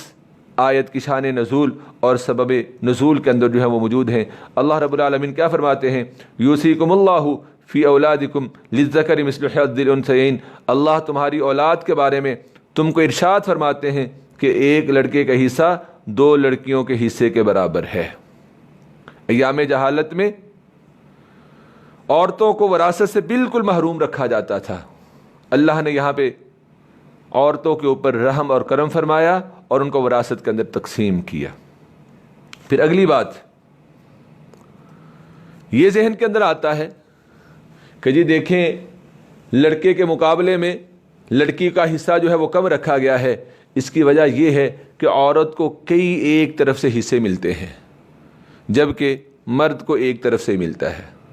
مرد کو باپ سے ملنا ہے، یا زیادہ سے زیادہ بیوی کی طرف سے ملنا ہے، یا ماں کی طرف سے ملنا ہے، جبکہ عورت کو اس کے خامد کی طرف سے، باپ کی طرف سے، ماں کی طرف سے، بیٹوں کی طرف سے، اور اگر اصحاب الفروض نہ ہو تو بھائیوں سے بھی اسبات کی شکل میں جو ہے وہ ملتا ہے. تو عورت کے حصے زیادہ بنتے ہیں مرد کی بنسبت وراثت میں، زیادہ طرف سے اسے آتا ہے. اور دوسری بات کہ خرچ کرنے کی ساری ذمہ داری مرد کے اوپر ہے، عورت کے اوپر نہیں ہے. اس لیے اللہ رب العالمین رحمان و رحیم ہے، کریم ہے. اللہ کی تقسیم سب سے زیادہ جو ہے وہ عدل و انصاف کے اوپر مبنی ہے، اور اس کے اوپر کسی بھی طرح کا کوئی اعتراض جو ہے وہ نہیں کیا جا سکتا ہے. یوصیکم فی اولادکم، اللہ تمہاری اولاد کے بارے میں تمہیں یہ حکم دیتے ہیں، وصیت کرتے ہیں کہ ایک لڑکے کا حصہ 2 لڑکیوں کے حصے کے برابر ہے۔ فإن کن نساء فوق اثنتین فلہن ثلثا ما ترک، جب مرنے والے کی اولاد میں صرف بیٹیاں ہی بیٹیاں ہوں تو اگر وہ لڑکیاں 2 یا 2 سے زیادہ ہوں تو پھر انہیں ٹوٹل مال کا 2/3 یعنی کہ مال کو 3 حصوں میں تقسیم کیا جائے گا، اور اس کے 2 حصے جو ہے ان 2 یا 2 سے زائد لڑکیوں کے اندر برابر جو ہے وہ تقسیم کر دیا جائے گا۔ فلہن ثلثا ما ترک وإن كانت واحدة فلها النصف، اور اگر صرف ایک لڑکی ہو، اولاد کے اندر اور کوئی نہ ہو، تو اس کو نصف ملے گا، اور باقی جو ہے وہ عصبات کے اندر میت کے بھائیوں کے اندر اور اس کے ماں باپ کو اور دیگر کو جو ہے وہ تقسیم کر دیا جائے گا۔ یہ تو تھا اولاد کے حصے، بیٹوں کی شکل میں بھی اور بیٹیوں کی شکل میں بھی۔ بیٹے بیٹیاں ہوں تب کس طرح سے ہوگا، اور اگر اکیلے بیٹیاں ہوں تو ان کی تعداد کے مطابق شریعت نے حصے جو ہے وہ تقسیم کر دیے۔ اس کے بعد دوسری چیز وہ والدین ہیں۔ اللہ رب العالمین فرماتے ہیں وَلِأَبَوَيْهِ لِكُلِّ وَاحِدٍ مِّنْهُمَا السُّدُسُ، اور میت کے ماں باپ کا یعنی دونوں میں سے ہر ایک کا اس ترکہ میں سے 6واں حصہ ہے۔ اب والدین کے وراثت میں حصوں کے لحاظ سے کئی حالات ہیں۔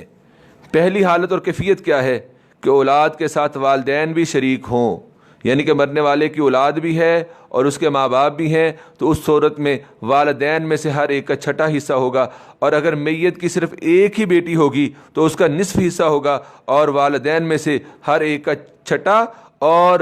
عصبات ہونے کی وجہ سے دوسرا 6واں حصہ بھی باپ کے لیے ہوگا۔ اس طرح سے باپ کو دونوں طرف سے حصہ ملے گا، اصحاب الفروض میں سے بھی اور عصبات میں سے بھی۔ عصبات کا مطلب یہ ہے، اب جب آپ وراثت کو تقسیم کرتے ہیں تو وراثت کو تقسیم کرنے کی کیٹاگریز ہیں۔ پہلی کیٹاگری کے اندر اصحاب الفروض ہیں، اصحاب الفروض انہی کو صرف حصہ ملے گا، اور اگر انہی کے اندر تقسیم ہو جاتا ہے تو پھر باہر نہیں نکلے گا۔ اگر اصحاب الفروض کم ہیں، جیسا کہ مرنے والے کی صرف ایک ہی بیٹی ہے، یا 2 یا 2 سے زائد بیٹیاں ہیں، تو 2 یا 2 سے زائد بیٹیوں کو 2 ثلث مل گیا، اور اگر صرف ایک ہی بیٹی ہے تو اس کو کیا ملا؟ نصف ملا، اور باقی مال بچ گیا۔ اب باقی مال جو ہے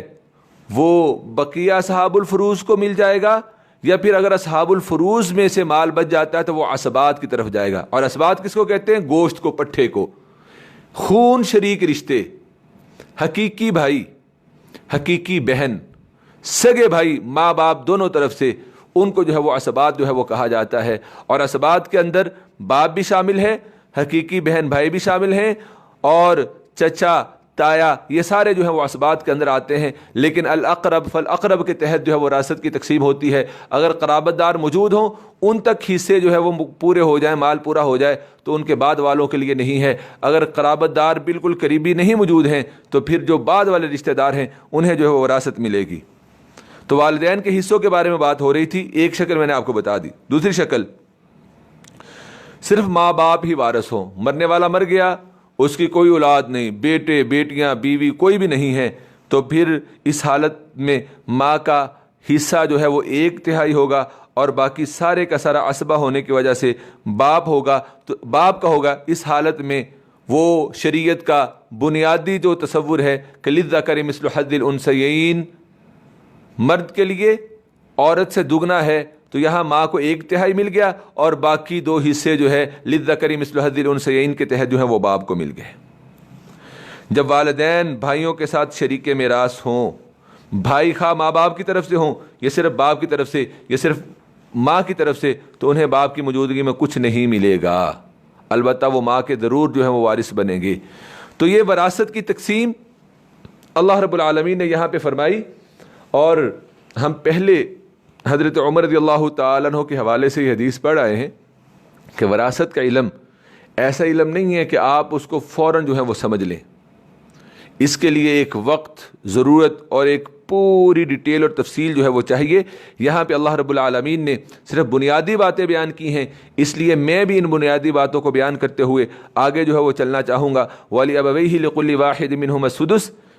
اور اس کے بعد اللہ فرماتے ہیں فَإِن كَانَ لَهُ إِخْوَةٌ فلأمہ السدس، پھر اگر اس مرنے والے کے ایک سے زیادہ بھائی بہن ہوں تو اس کی ماں کے لیے چھٹا حصہ ہے، یعنی کہ نہ بیٹیاں ہیں نہ بیٹے ہیں، ماں باپ ہیں اور اس کے بہن بھائی ہیں، تو پھر ماں کے لیے جو ہے وہ چھٹا حصہ ہوگا۔ من بعد وصیۃ یوصی بہا او دین، یہ سب تقسیم کب ہوگی؟ اللہ رب العالمین فرماتے ہیں اس کے بعد کہ جب اس کی وصیت کو جو ہے وہ پورا کر لیا جائے گا، او دین یا قرض جو ہے وہ اتار لیا جائے گا۔ آباؤکم و ابناؤکم لا تدرون ایہم اقرب لکم نفعا، تمہارے باپ اور تمہارے بیٹے تم نہیں جانتے کہ ان میں سے کون نفع کے لحاظ سے تم سے زیادہ قریب ہے۔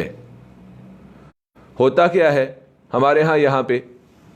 کہ ایک بیٹا ہمیں بہت ہی اچھا لگ رہا ہوتا ہے تو ہم چاہتے اس کو ذرا زیادہ نوازا جائے۔ شریعت نے فرمایا کہ نہیں، ہو سکتا ہے اس وقت تمہاری نگاہوں میں بہت اچھا ہو اور تمہاری نگاہوں سے بہت کچھ اس کا اوجھل ہو اور یہ حقیقت میں پتہ نہیں کس بگاڑ میں پڑا ہوا ہو، اور تم کہو کہ یہ بہت اچھا، اس کو ملنا چاہیے۔ نہیں، تمہیں نہیں پتا کون تمہارے لیے نفع مند ہے، وہ اللہ کو پتا ہے۔ اب اللہ نے ایکویلٹی رکھتے ہوئے، برابری رکھتے ہوئے وراثت کے حصے تقسیم کر دیے ہیں، اور جس کا حصہ مقرر ہے اس کے لیے کوئی بھی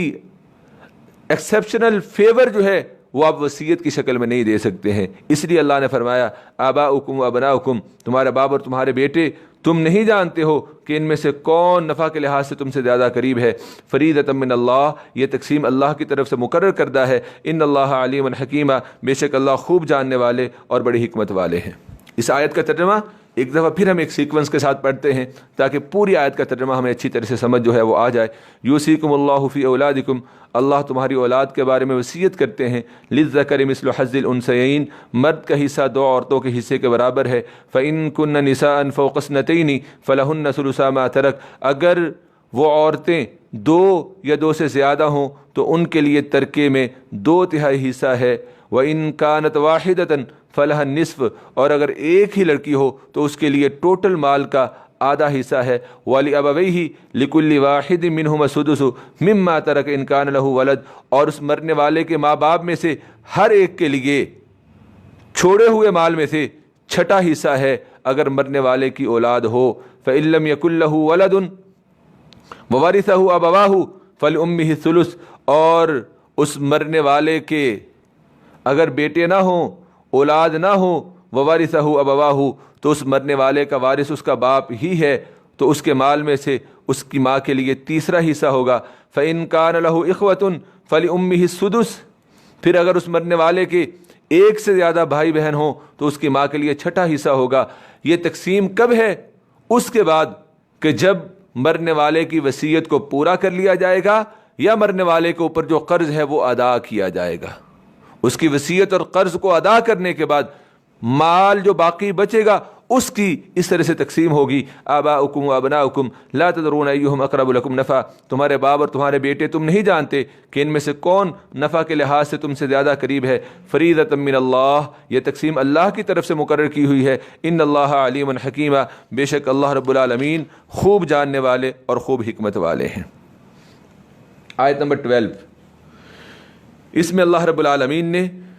خامد اور بیوی کی وراثت کو تذکرہ کیا ہے۔ خامد اور بیوی بھی اصحاب الفروض کے اندر شامل ہیں۔ وَلَكُمْ نِصْفُ مَا تَرَكَ أَزْوَاجُكُمْ، اور تمہاری بیویوں کے چھوڑے ہوئے مال میں سے تم خامدوں کا آدھا حصہ ہے۔ إِن لَّمْ يَكُن لَّهُنَّ وَلَدٌ، اگر ان کی اولاد نہ ہو، اگر کوئی بھی اولاد نہ ہو تو بیوی کے چھوڑے ہوئے مال میں سے خامد کو کتنا ملے گا؟ نصف مل جائے گا۔ فَإِن كَانَ لَهُنَّ وَلَدٌ فَلَكُمُ الرُّبُعُ، اور اگر ان عورتوں کی اولاد، تمہاری بیویوں کی اولاد موجود ہو تو تمہارے لیے چوتھا حصہ ہے۔ مما ترکنا، اس مال میں سے جو انہوں نے چھوڑا ہے۔ یہ کب ہوگا، کب ملے گا؟ من بعد وصیۃ یوصین بہا او دین، کہ جب اس کی ہوئی وصیت کو پورا کیا جائے گا یا جو اس کے اوپر قرض ہے اس کو ادا کر دیا جائے گا۔ وَلَهُنَّ الرُّبُعُ مِمَّا تَرَكْتُمْ إِن لَّمْ يَكُن لَّكُمْ وَلَدٌ، اور اگر تمہاری اولاد نہ ہو تو تمہارے چھوڑے ہوئے مال میں سے تمہاری بیویوں کا، یعنی کہ بیوی کا خامد کے مال میں سے چوتھا حصہ ہے۔ پھر اگر تمہاری اولاد ہو تو تمہارے ترکے میں سے ان کا 8واں حصہ ہے من بعد وصیۃ توصون بہا او دین، اور یہ تقسیم تمہاری وصیت پر عمل یا قرض ادا کرنے کے بعد ہوگی۔ وَإِن كَانَ رَجُلٌ يُورَثُ كَلَالَةً أَوْ امْرَأَةٌ، اور اگر وہ آدمی جس کی وراثت تقسیم کی جا رہی ہو وہ کلالہ ہو، کلالہ کا مطلب کیا ہے کہ اس کا بیٹا ہو اور نہ ہی اس کا باپ ہو، یا پھر ایسی عورت ہو کہ اس کا ایک بھائی یا ایک ہی بہن ہو، فَلِكُلِّ وَاحِدٍ مِّنْهُمَا السُّدُسُ، تو پھر ان دونوں میں سے ہر ایک کے لیے چھٹا حصہ ہے۔ فَإِن كَانُوا أَكْثَرَ مِن ذَلِكَ، پھر اگر ان کی تعداد اس سے زیادہ ہو تو وہ سب 1/3 حصے میں شریک ہوں گے، اس کے بعد کہ جب وصیت کی ادائیگی کر لی جائے گی اور قرض جو ہے وہ اتار دیا جائے گا۔ غیر مضار، جبکہ مرنے والا وصیت میں کسی کو نقصان پہنچانے والا نہ ہو۔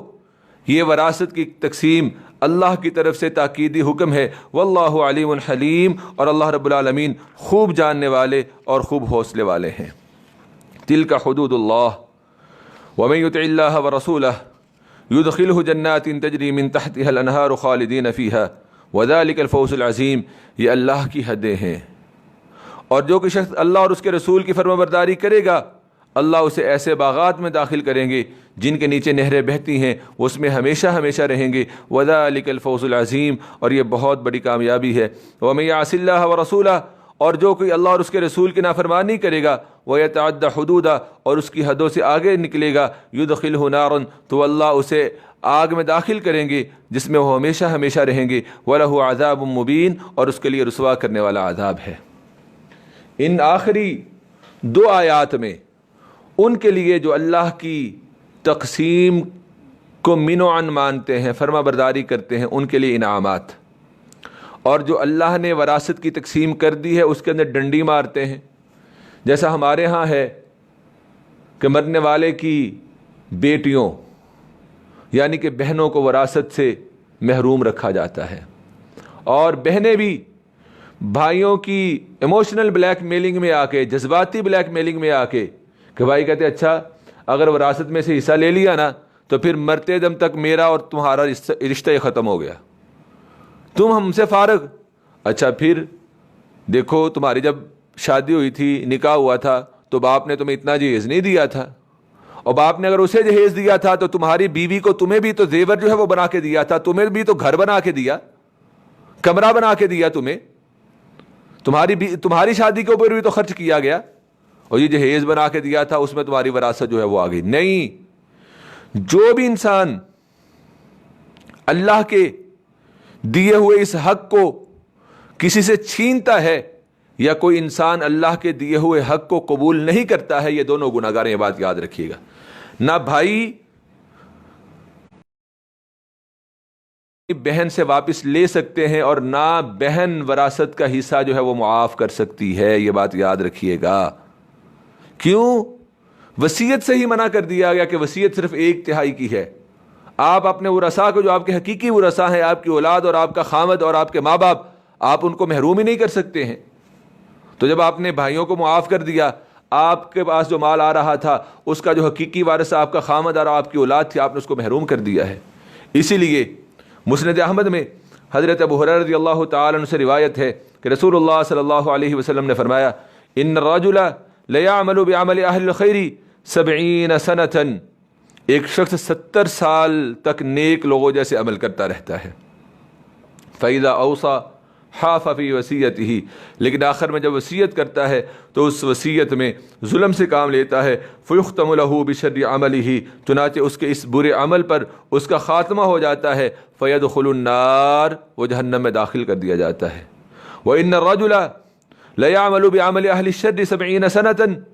اسی طرح ایک شخص 70 سال تک برے لوگوں جیسا عمل کرتا رہتا ہے، لیکن آخر میں اپنی وصیت میں عدل سے کام لیتا ہے تو اس کے اس نیک عمل پر اس کا یہ خاتمہ ہو جاتا ہے اور یہ جنت میں داخل ہو جاتا ہے۔ حضرت ابو ہریرہ رضی اللہ تعالیٰ عنہ نے رسول اللہ صلی اللہ علیہ وآلہ وسلم کی یہ حدیث بیان کرنے کے بعد فرمایا، اگر تم چاہو تو پھر سورۃ النساء کی آیت نمبر 13 اور 14 پڑھ لو، تلک حدود اللہ ومن یطع اللہ ورسولہ یدخلہ جنات تجری من تحتها الانہار خالدین فیہا وذلک الفوز العظیم ومن یعص اللہ ورسولہ ویتعد حدودہ یدخلہ نارا خالدا فیہا ولہ عذاب مہین۔ اسی طرح سنن ابی داود میں حضرت ابو ہریرہ رضی اللہ تعالیٰ عنہ سے روایت مروی ہے کہ رسول اللہ صلی اللہ علیہ وآلہ وسلم نے فرمایا ان الرجل لیعمل اب المرأة بطاعت اللہ 60 سنہ، ایک مرد یا عورت 60 سال تک اللہ تعالیٰ کی فرما برداری کے کام کرتے رہتے ہیں، اور جب انہیں موت آتی ہے تو وصیت میں یہ نقصان پہنچا دیتے ہیں، کمی بیشی کر دیتے ہیں، فتاجب لہم النار، جس کی وجہ سے ان کے لیے جہنم جو ہے وہ واجب ہو جاتی ہے۔ اس کے بعد آیت نمبر 15 اور 16، اس میں اللہ رب العالمین نے بدکار عورتوں کو گھر میں قید کرنے کا حکم دیا، پھر اس حکم کی جو ہے وہ منسوخی آ گئی۔ اللہ رب العالمین فرماتے ہیں واللاتی یاتین الفاحشۃ من نسائکم فاستشہدوا علیہن اربعۃ منکم، اور تمہاری عورتوں میں سے جو بے حیائی کا کام کریں تو تم ان پر اپنے میں سے 4 مردوں کو گواہ بنا لو، فإن شہدوا، پھر اگر وہ گواہی دے دیں کہ یہ عورت واقعتاً ہی بدکارہ ہے، فامسکوہن فی البیوت، پھر انہیں اپنے گھروں میں بند رکھو، حتی یتوفاہن الموت، یہاں تک کہ انہیں موت آ جائے، او یجعل اللہ لہن سبیلا، یا اللہ ان کے لیے کوئی راستہ نکال دے۔ اور اللہ نے راستہ کیا نکالا؟ پھر اللہ نے ان کی تا حیات عمر قید جو ہے اس کو ختم کر دیا، اور اس کی جگہ پہ اللہ رب العالمین نے زنا کی سزا جو ہے وہ مقرر کر دی۔ مسند احمد میں حضرت عبادہ بن صامت رضی اللہ تعالیٰ عنہ کی روایت موجود ہے کہ رسول اللہ صلی اللہ علیہ وسلم پر جب وحی نازل ہوتی تو آپ پر اثر انداز ہوتی، وحی کے نزول سے آپ کو تکلیف محسوس ہوتی، اور آپ کے چہرہ اقدس کا رنگ جو ہے وہ متغیر و تبدیل ہو جاتا۔ اللہ تعالیٰ نے ایک دن آپ پر وحی نازل فرمائی، اور جب وحی کے نزول کی وقت کی کیفیت ختم ہوئی تو آپ نے فرمایا خذوا عنی، وہ جو اللہ نے سورہ نساء کی آیت نمبر 15 میں فرمایا ہے کہ اللہ ان کے لیے کوئی راستہ نکال دے بدکار عورتوں کے لیے، بدکار مردوں کے لیے، تو اللہ نے ان کے لیے راستہ نکال دیا ہے۔ راستہ کیا ہے؟ السیب بالسیب والبکر بالبکری،